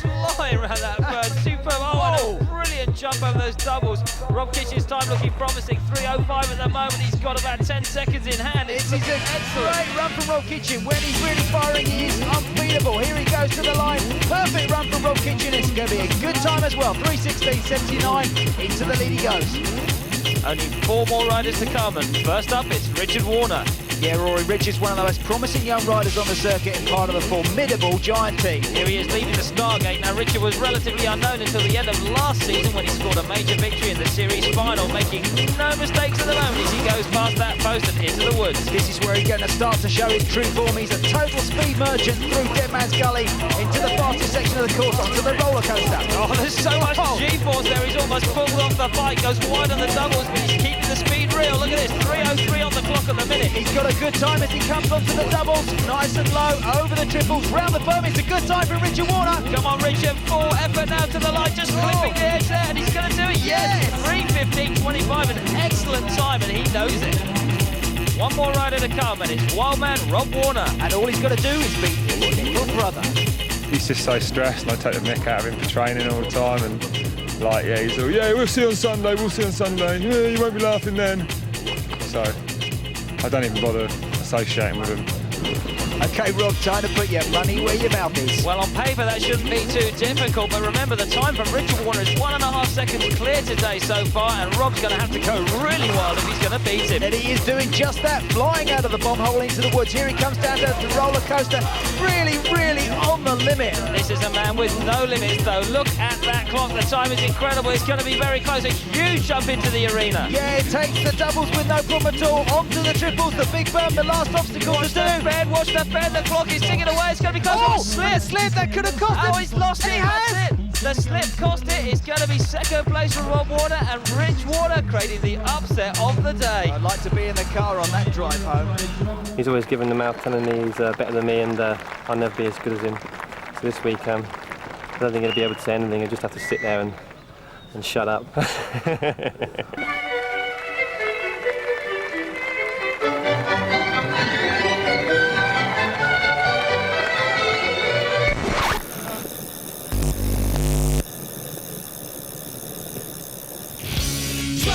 Trouble and desire, models are untruthful, we're all fucking liars. There's some misdemeanors, that's what's up between us. Just a slipping glimpse of fading further. Questions out of disorder. I could be your brother, you could be my daughter. And that's how we shudder, that's a heavy water. Can't you see us all reiterated, consecrated? I got better things than you can let them and die. I got bigger fish to catch, I'm ready to fly. Trying to figure out the how to win these awards. Then you see I'm busy right now. You see the evil people just on the line. It's definition, it's a close to life. Singing on the cross when I'm across the board. Can you see I'm lazy right now? Ladies and gentlemen, the top three. Be on radar, a conservative race, and she got through. Me and Emma, a guy, went down, and she just went through and got the win. And I was chasing her so hard coming into the finish, and I was closing on her, but the course wasn't long enough. Trying not to panic, anything to slow me down and make me happy. Wonder why she thinks that. Does she think I'm better, or just getting louder? Singing in my football, making it all good now. I got looked at all my muscles down. Thinking to the present, something else you bring out. Like a mouse bullet, knowing not to blow it. In the world of eyes, I'm now as a fun that don't take your success home. Happy for us, news on chorus, love to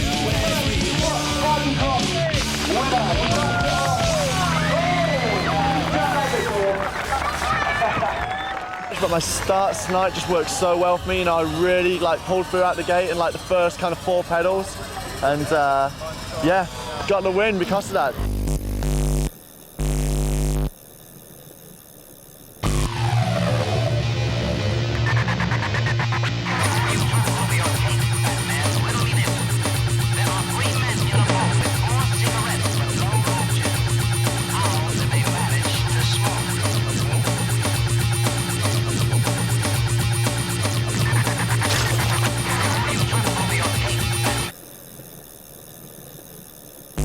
Today she seems to be riding on 100% haggis power. Yeah, Rory, she's eating up that course. And as she breaks down to the critical tabletop, the time is looking good. Watch the right-hand side of your screen. She's got a couple of turns to go, and over the start as she heads for the arena. As she flies down to the line, it's going to be real close, and she's done it. 3:05.94 to take the lead. Tracy Mosley is leading the series at the moment, and she made this 3 wins in a row. Well, maybe so, Rod. She's looking good, and often the yellow jersey is an extra turbo boost for the riders that wear it. She's looking fast as she comes down to the tabletop section. Oh, the clock is zipping round. Over the tabletop she goes. Incredible. She's got bucket loads of time to spare. As she keeps it steady on the closing stages, she's sure of victory today. Into the arena she comes out. Oh, nearly over the bars, but she's hanging on. Incredible. Yes, she wins it. Great victory for Tracy Mosley. I was kind of a bit surprised. I didn't have a great winter, and to come and take the first 3 nationals, I was just really pleased and surprised, really.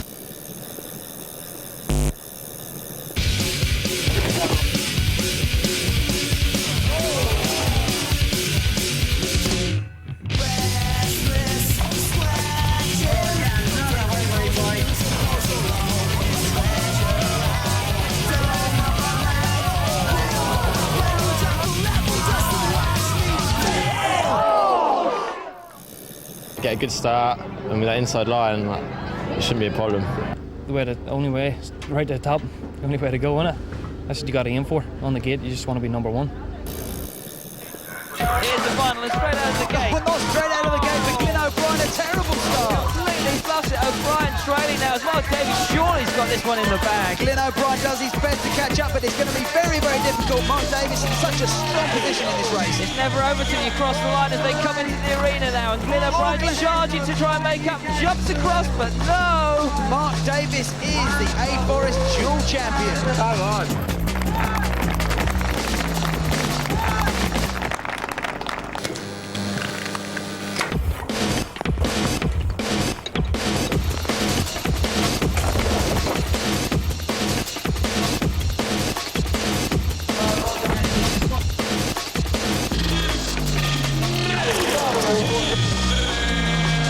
first memory of Rob? Pretty much remember him riding around on a TY80 with a snotty nose. Probably beating me up.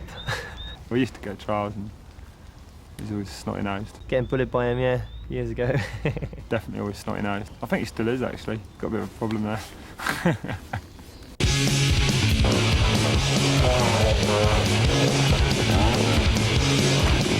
Rob's an aggressive rider, like a bull at a gate, where Richard's more sort of a scientific rider.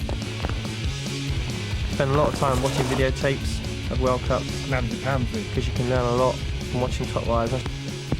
He rides round the jumps. He can still win riding round the jumps. You don't need to go mad. Keep going, this is good. He rides around the jumps. Yeah.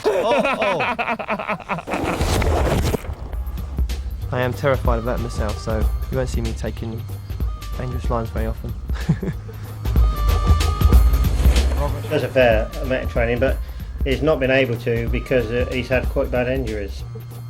You know, I was injured and I couldn't train. I knew I was unfit, and it was a bad time for me. I was like messed up in here and everywhere. Although most of Robert's injuries come through doing photo shoots, where he's been doing silly things for magazines and that, you know.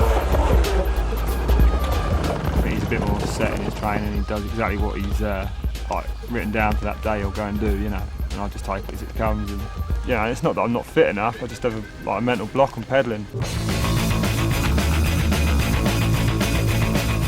There's going to be rivalry, isn't there? Warner does it again. That's me, not you. Unlucky. He's always been chasing me. He'll never catch, just chases. Credit where credit's due. He is Britain's fastest novice. He could win one the other week, like, but. He's already started moving, so he's up ready.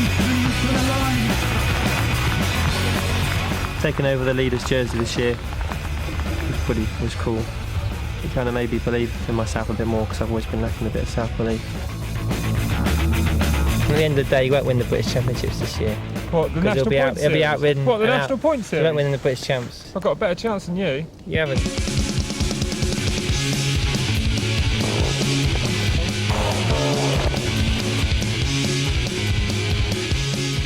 Well, I think Robert will be on the scrap heap if we're probably riding in pre-65 motorbike trials along with the old codgers.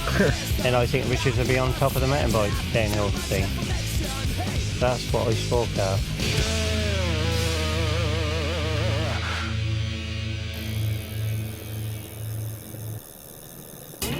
Off the start, he's absolutely hammering, throttle wide open. Yeah, not even a two-stroke can inside as he comes down into the woodlands. This is the critical section, the triple jump, looking nice and smooth over these jumps. Sets it up for the tight switchback. This is one of the most difficult sections of the course. And look at that! He's got so much time in hand, he's even past another rider. Amazing, look at the time on the right of your screen. That's the one to beat. Will Longden's about to get roasted. Yeah, absolutely. Burnt to a crisp. Yes, indeed. Super fast out of the start gate, powering down that hill. He's a very agile rider, and that's going to pay dividends on this tricky Scottish course. Very fast here indeed, Roger. I think this is an all-day for James Alloway. He's absolutely motoring. Yeah, beautifully hops around that turn. Comes up to the tabletop, but running a little wide there. Might lose a bit of time. Watch the clock though, Roger, on the right of your screen, because it's going to be close. Alloway is on for one stage. He keeps it rolling. The jump over the line he goes. Oh, he's just outside. Second place that's going to be for James Alloway. Right on the rails as he comes into the next wooded section. It's going to get tight here. Super fast, taking it nice. Oh, no! He's down. This is a disaster for Rich Warner. He cannot afford to do this. He's off the bike completely. From the start, look at Warner. He is absolutely flying. This guy's a big course specialist in Europe and around the world, and he knows how to rise to the challenge. Warner is on a mission. Beautifully over those two jumps. Sets it up that tight turn. Oh, he's getting the front wheel, looking superb with the jump. But look at the clock, Ross. 2:27. This could be possible. He's coming up towards the arena now. Just the free fall to go. There he goes. Down to the line. Over the line. Oh, yes. Yes, he's just inside. 2:35.11. I don't know. I don't really know why I crashed. Just going a bit too quick, I think. I'm happy to win. A win's a win. Like, no one can take that away from me. And you know, if people were quicker and they crashed, then well, I don't know how many times it's happened to me. More times you can poke a stick out. So that's their bad luck.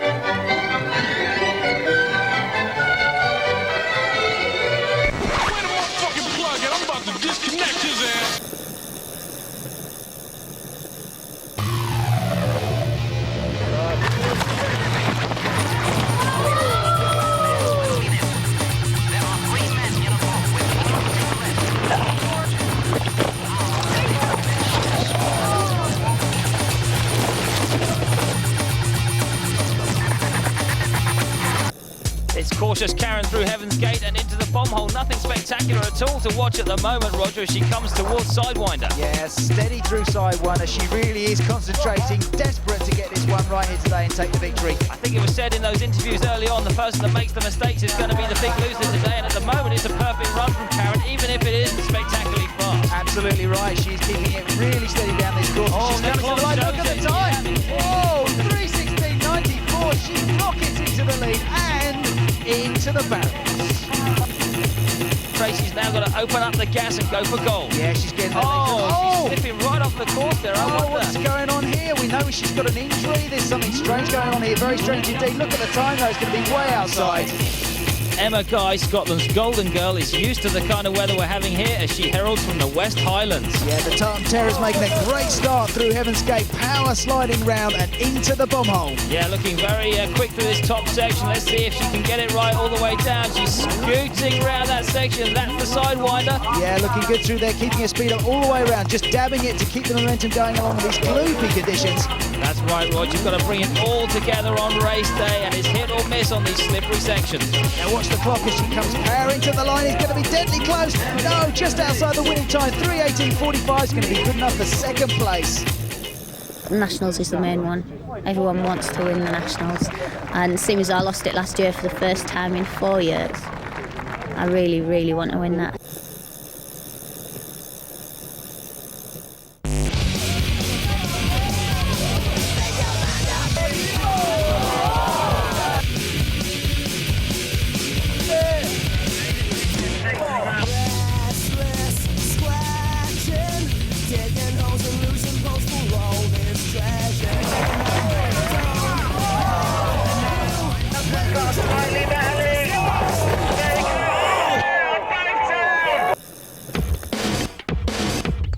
Are out of the gate right together. Oh, they're both going on the same line. Yeah, superb start from Tim Ponting, but he's got to watch out. Lewis King is very dangerous when he's trailing. Ponting doing a superb ride at the moment, but he's got danger as you say right behind him. What's going to happen as they're coming towards the big jump? The gap is increasing. At the moment, it looks like Tim Ponting all the way to the line. Lewis King is nowhere. He's overcooked him. Ponting blows it up as Lewis King.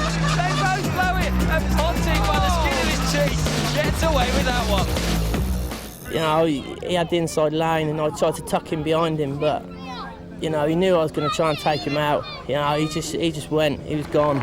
Yeah, I'm well chuffed, you know, I've done no good in duels for ages and it's great to get a podium at last, or a win at last.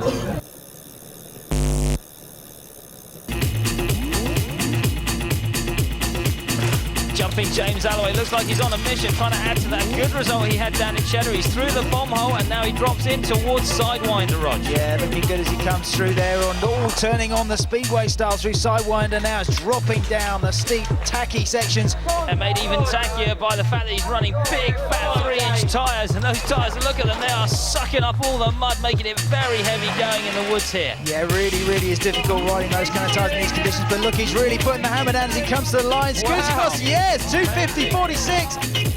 Now the master, Crawford Garrick Anderson, proving so popular this season, not just with the other riders, but also with the timing clocks. He is absolutely flying off the start. He's the speed of light, this man. Watch as he absolutely destroys that start ramp.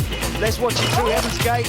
Looking as though he's totally on the edge. See, can't you? Just the extra speed he's turning on. Incredible. All over the place. Oh, again, he's almost off the course. He is so hard through that section. Slams the bike around. This has got to be something special. He's keeping it upright. If only he can stay from dumping the bike. Crawford is on a really good ride here, Roger. I have to say, Rory, Crawford looks as though he's twice as fast as everybody else, and look at that! Okay, Tim Ponting through Heaven's Gate safely and round this bend as he heads towards the bomb hole. A smooth ride so far, and I don't think we're going to see the exaggerated body language. Oh, maybe I speak too soon as he goes round Sidewinder. Slams the bike into Sidewinder. Awesome stuff from Tim Ponting. He's really looking as though he's firing on all cylinders here today. Doesn't look like a cautious ride of a man who's trying to protect that yellow jersey, Rory. Excellent stuff indeed. And let's wait for the clock to come up on the board. He's not far away from the arena. Horse slipping a little bit. And there's confirmation. He's well outside Crawford's time, but what's it going to be? Yes, into second place. 2:50.15 for Tim Ponting. This is our last rider on the course, Roger. And we're watching something special from Warner today. Fantastic riding. This is why he is the cleared rider, and everybody waiting at the bottom of the hill to see what he can do. Oh! As we speak, he slipped out, and that's what cost him. He's gone slow. going horribly wrong for Rob Wood. No! That's it, Rog. He's out of it. He's out of it and he knows it. He's getting angry now. That is not good. He knows he's well out of the race. One slip, you see, is all it takes. And Rob Wood is out. And Crawford Carrick Anderson is going to be today's champion.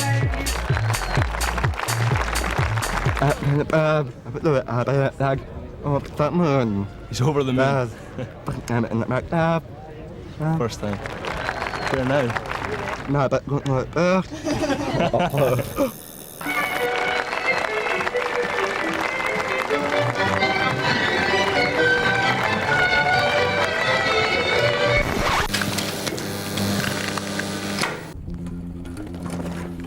He's very fast.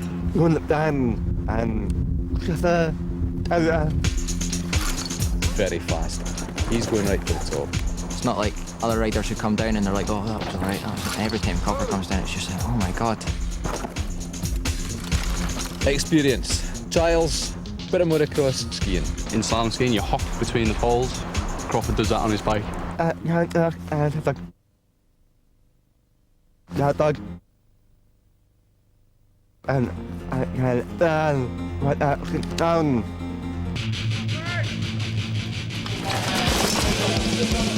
We all knew he was really fast. Yeah. When he first started, every single race he was falling off. He just kept crashing in. Just kept falling off left, right and centre.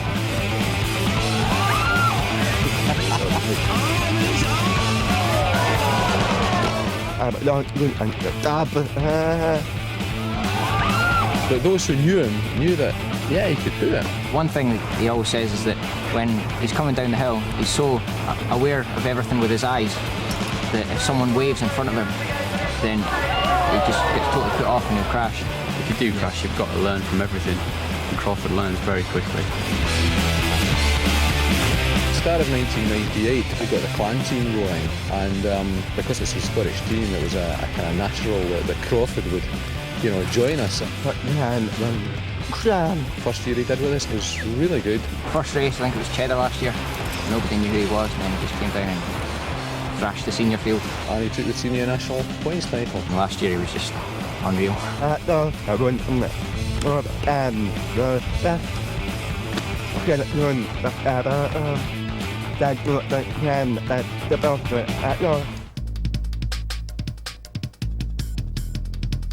He's down to earth. He never gets big-headed about anything.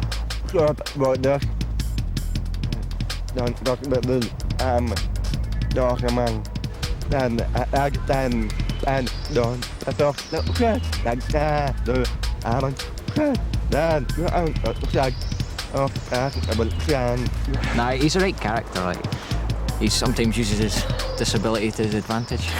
He's good at making faces behind the camera, like. The technical skills that he has are really quite incredible. The harder the course, the faster he goes. He's so dedicated. He's so focused. He's got a lot of opportunities. I mean, he's with Giant this particular year. Maybe he'll stay with Giant next year, who knows?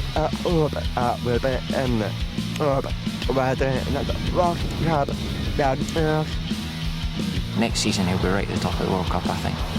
And he's got the dedication and he's got the ability. Don't tell him that. Nah, I wouldn't say that. Like.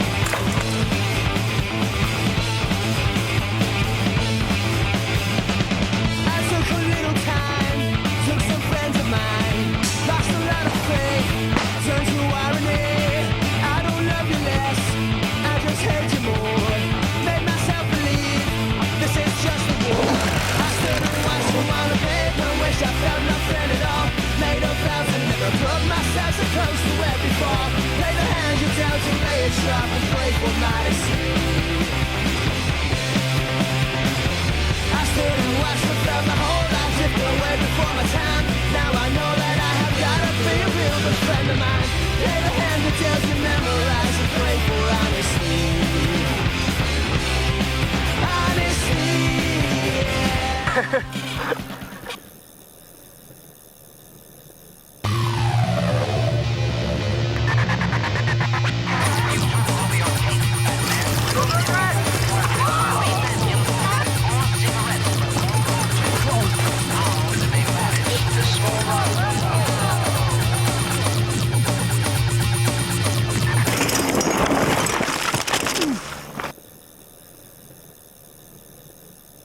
This is a brutal section. She's riding it brilliantly, Rod. She looked great through that section, Oh, didn't she? bit of a slip, bit of a mistake there. I think she ran into one of those nasty roots in the woods. This is the tightest and the fastest section of the course now. It is so tight. Will that cost her time? But I think not. Look at the clock. She's awesome as she comes down towards the cliff. She's really hammering it down. Brilliant. Remember, the time on the right of your screen is Emma Guys. That's the one to beat, and she's hanging in there. She's going for it. She's got bucket loads of time to spare, but she's taking no chances, pushing it all the way to the line. 2:17.12. No trouble at all. Straight into the lead for Helen Mortimer.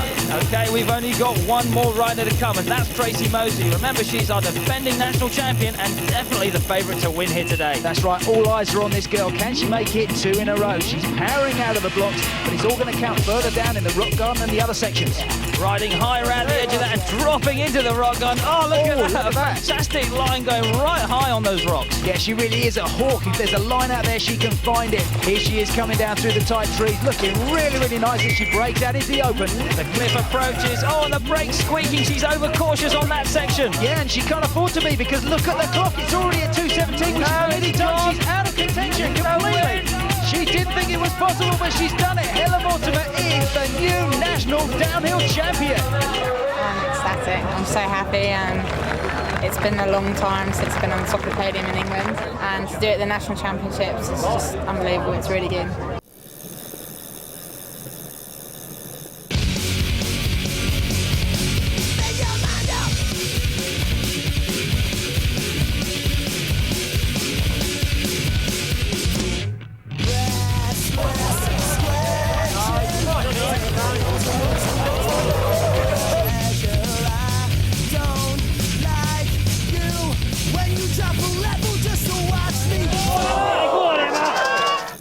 Try and get a good start and keep going out first straight. If he does manage to get a fluky gate, I'll just take him out on one it turns, like somewhere on course.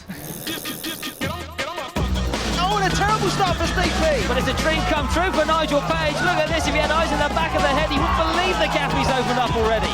Steve P is all over the place trying to close in on Nigel Page. It's a complete disaster. The crowd is cheering Steve P on, but his confidence has gone now as he rounds his next bend, trying to push into the chase. He's completely lost it. The sheer scale of the task he had in hand to get back at Nigel Page was too much. Nigel Page takes this victory with ease. Yeah, he made no mistakes at all from the start, had a perfect run, and that's exactly what you need in dual racing. Yeah, it's a rough and tumble sport, but there's plenty of time afterwards to kiss and make up. Steve fell off at the start and I won. I slipped the pedal and foot got stuck in the gate, and then I played catch up and slid out on every turn.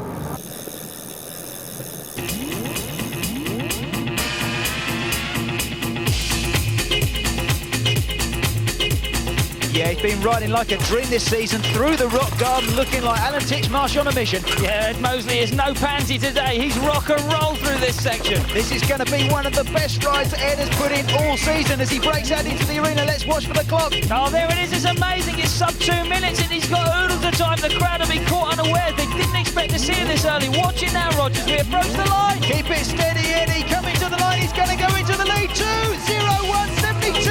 Ed Mosley is pumped. Here he is at the rock garden. Oh, look at the massive speed he's carrying through there. Almost off the edge of the track, Roger. That's right. He is a very physical rider, and some are saying this course could be a little bit too tight for him. Danger of hitting the tree somewhere down the line, but so far he's keeping it together. Breaking out into the arena he is, and the clock's looking fantastic, just like Ed Mosley. The clock is sub 2 minutes. He's hanging on for dear life, but now he's starting to motor. He is a big favourite with the crowds, and they're right behind him as he pushes it all the way to the line. It's very close indeed. 2:01.69. guy, he's just inside. And that guarantees him a podium place. With only Steve Peat and Rob Warner to come, something big is about to happen. The wild man, the defending national champion, is off the blocks. Here he is into the rock garden, again going very high on that line, just like Crawford Carrick Anderson did. Look how tight it is through the trees. It's like a minefield down through there. Fantastically smooth. Rob Warner looks like he's keeping it under control as he breaks into the arena now. What's the clock? There it is. It's going to be such a close one. This is really, really going to go right to the line. Rob Warner. Oh, running wide, though, Rod, running wide. That's going to lose him a bit of time. Watch that clock. Both the time to beat on the radio screen. No, he's out. Fast. Oh, 2:02.95. Good enough for third position, but will he hold it? Because still to come is Steve Peat. Yeah, we cannot overstate this man's talent. He is rated by many as the best rider in the world. And that's why he wears board number 1. And with Rob Warner out the way, he's got every chance of regaining that national title he had 3 years ago. The trouble is he doesn't know that Rob's out of the way yet, and he's got to give it all, and he's doing just that through the rock garden, looking absolutely silky smooth. He is totally focused on the track now. Just look at him go, Roger. This is superb. This is poetry in motion. This is unreal. Is somebody speeding the film up or something? This man is in a rocket. Oh, the clock. Look at that. 50 on the clock and 10 seconds to go without any mistakes. Surely he's going to be in with a chance. He's got the crowd behind him, giving him their full support. Can he do it? Pushing all the way to the line. It's going to be very close. Oh, yes, he's done it. 2:00.27. Steve Peat's become the new national champion. Rob's had it for the last 2 years. He's got lucky. It would have been nice for him to pull a hat trick, but where my season's been going then, I wanted to win it bad and take the title away from him. I got it now, so I'm stoked.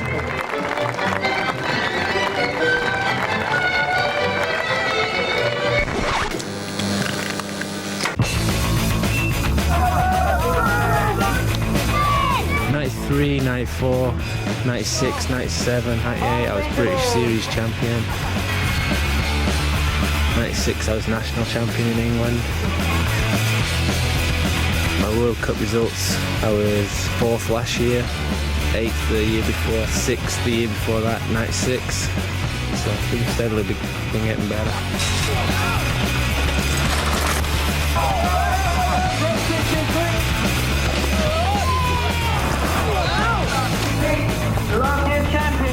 And for '99, I moved out to America and did the American Series. But it just last year was my first win on the international circuit. With the Grundy Gold Cup that I won, and that just gave me a huge boost. When you've won that first World Cup, it just feels so good to see your time at the top of the leaderboard, heard the national anthem. It choked me up. I was just stoked to do it, and it feels so good. It just gives you a good feeling inside. Nothing better than winning.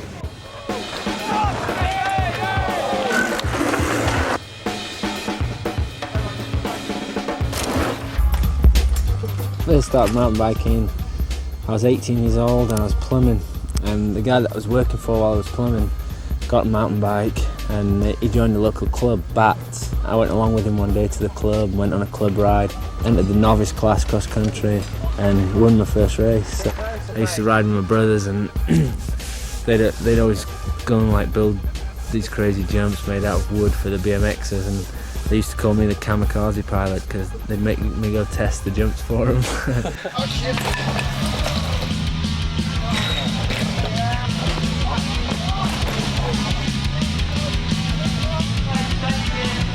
I like to go fast and like to be close to trees, scaring myself a little bit sometimes. It's just cool.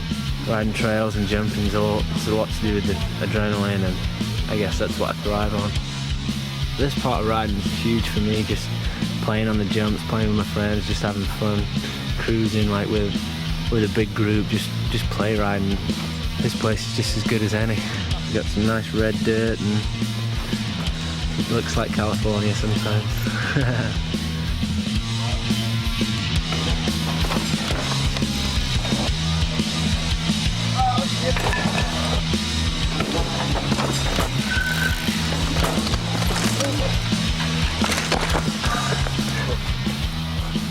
That was lucky.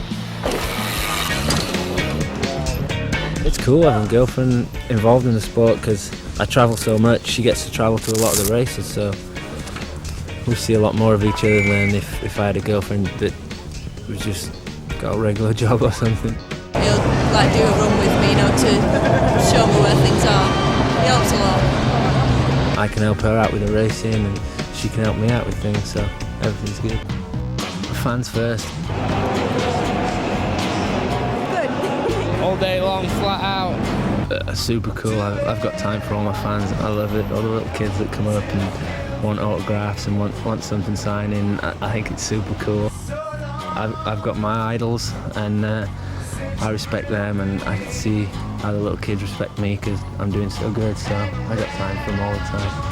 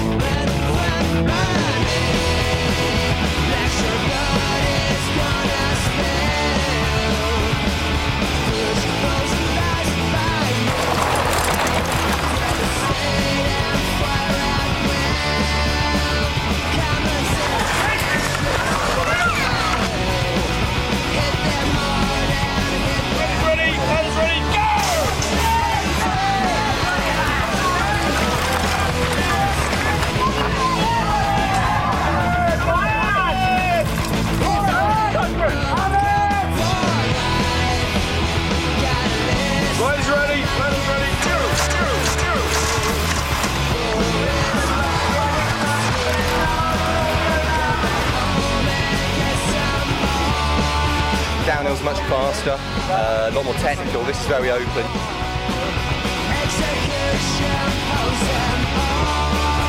Quad series is a good way of mountain biking to go. Exciting to watch. It's open to everyone, that's the good thing about it. I notice a lot of ex-motocross riders here.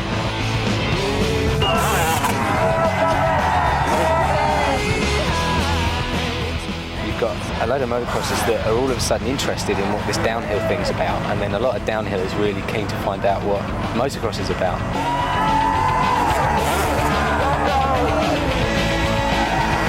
Motocross is really extreme, and mountain bikers as well, especially downhill, and I just wanted to bring the two together somehow and enjoy running an event.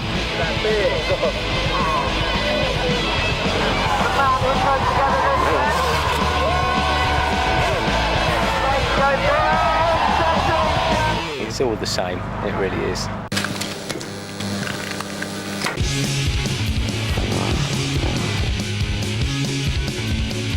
Smoothest rider I know. You've only got to watch him on a mountain bike to know that he's got good bike handling skills. He's a country boy, and why does that make you smooth? Just ride your bike all the time. You've either got like smoothness like that or you haven't. Whoa. Good at jumping.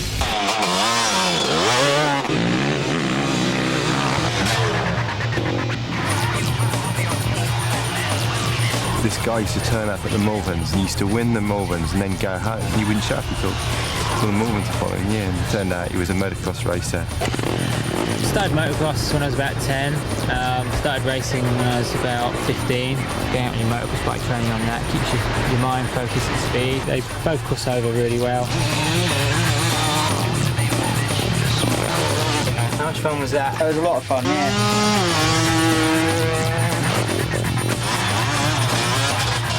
So nice we ain't been out on it for a while. Don't give me that, Tim. He's out every day. He's been riding motorbikes all of his life and living on a farm and growing up out in the woods. Everything I used to do when I was young involved around bikes, you know, everything's just been either racing motocross or just out on bikes, and every day is bikes. The first year he got food poisoning, and I think he set to get a top 10 to win the championship, but food poisoning messed him up. I think the first national, I finished 9th overall. 1997 he won the championship, got on the podium every single race. Eventually won it 3 years ago. And last year it was all down to the last round. It should be a walk in the park for Tim Ponting, and he gets a good start. Same old story, he had to get a result and he crashed it. Still something bad has happened to Tim Ponting. One of the riders is a champion. Oh, really? The guy in the colourful kit. Oh, come on, let's get out of there. You can't live life being boring, you know, life's too short, you just got to get on and have a great time. I mean, if you do get hurt, then it's tough luck. When he said I want to ride over the edge, we got in the way. we were in the way. If you feel confident, you can do anything, and that's what it's all down to. I like the adrenaline side of it, the thrill of just racing downhill for a few minutes flat out.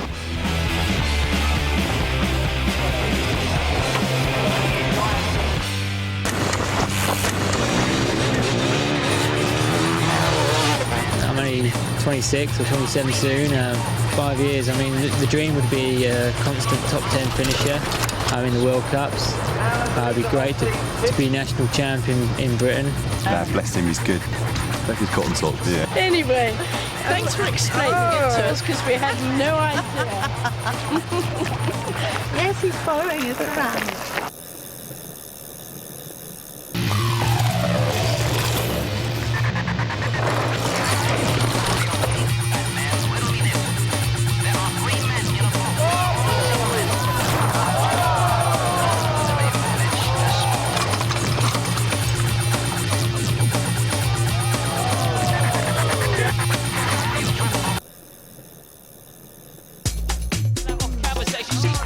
Yeah, she's really found her confidence after taking that national title. Into tram lines, looking so fast through there. Excellent. Into the arena is the next section. Oh, she's clipping the line. She's really tight, but watch the clock. She's got oodles of time, Rog. 20 seconds to go before she reaches the line. This is looking very promising. She's got plenty in hand, but there are still a couple of jumps that could catch her out. Remember Fionn Griffiths, but look at Helen Mortimer. She is so fast coming down these closing stages. I think she's had a bit more than just the confidence booster today. I think it's more of a turbo booster, Roger. She's easily into the lead with this run today. Superb stuff, just outside the 2-minute barrier.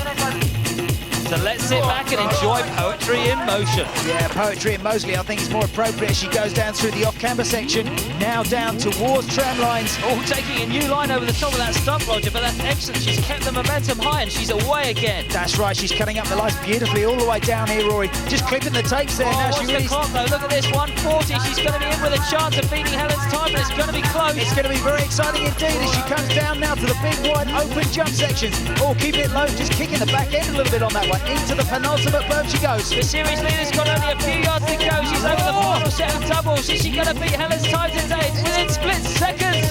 Oh, it's going to go right to the line, but she's already outside. 2:02.54. This was the first time that I got the whole course smooth, and I think it paid off in the end.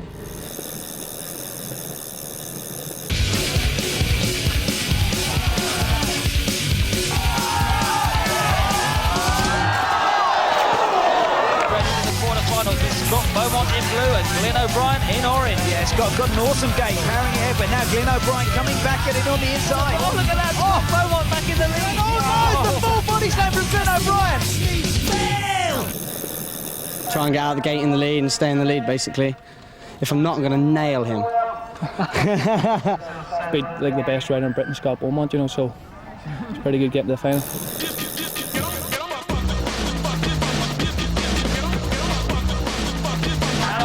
Opening the throttle on this one, going for gold. Surely checks over his shoulder and keeps the line shut on O'Brien. Yeah, doesn't even hit the berm as he goes through there. Now he's looking to set himself up to be safe through this one. He's seen Glenn O'Brien in action there before. Where does he find the speed? Alloway is a clear lead on this one. He's really opened up a gap. It's going to be impossible. I think he's coming to the line to take victory. I could feel him like coming up the side and just about to nail me in the end of the last one, which Paigey tried doing to me the run before. Didn't get away with it and got the win. His name is Ed Moseley. We call him Ed the Shred Moseley, especially after that fantastic ride last weekend. Yeah, look at him coming down this course. You can see why he got that nickname, indeed. He is really motoring on this one as he comes through the tramline sections, keeps the gas wide open, a little punt, but he's losing no speed at all, Roger. I tell you, Rory, putting together a real good ride here at Ludlow. Watch the clock. This is going to be a good one from Ed Moseley. Remember, the winning time in the women's competition was just outside the 2-minute mark, and Ed's close to the line now, and he's only got 1:30 on the clock. Yeah, he goes through that penultimate berm, over the step up, now through the final berm, the push to the line. Can Ed the Shred set the time to beat here today? 1:45.39. That's a great time from Ed Moseley. He crashes into the finish, and he knows he's done a good one.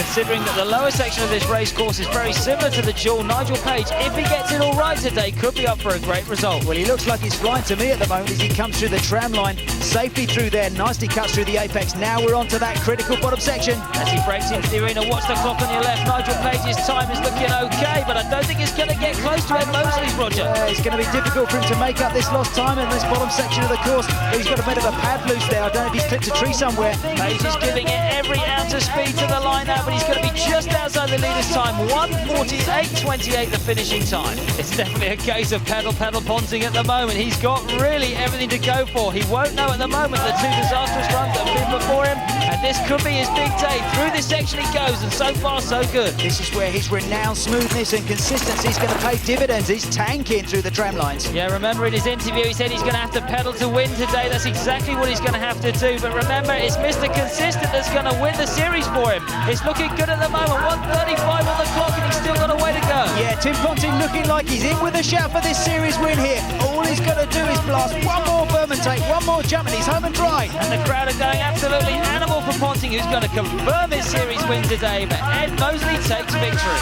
It started off poorly, but I've really picked up and got my head together, and now just to come back like this and really start to work it again, it's smart.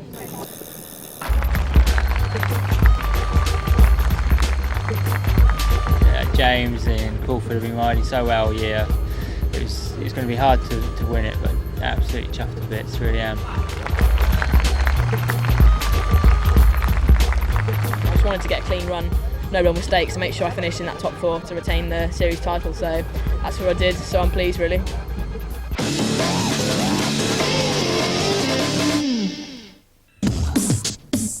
Flavor.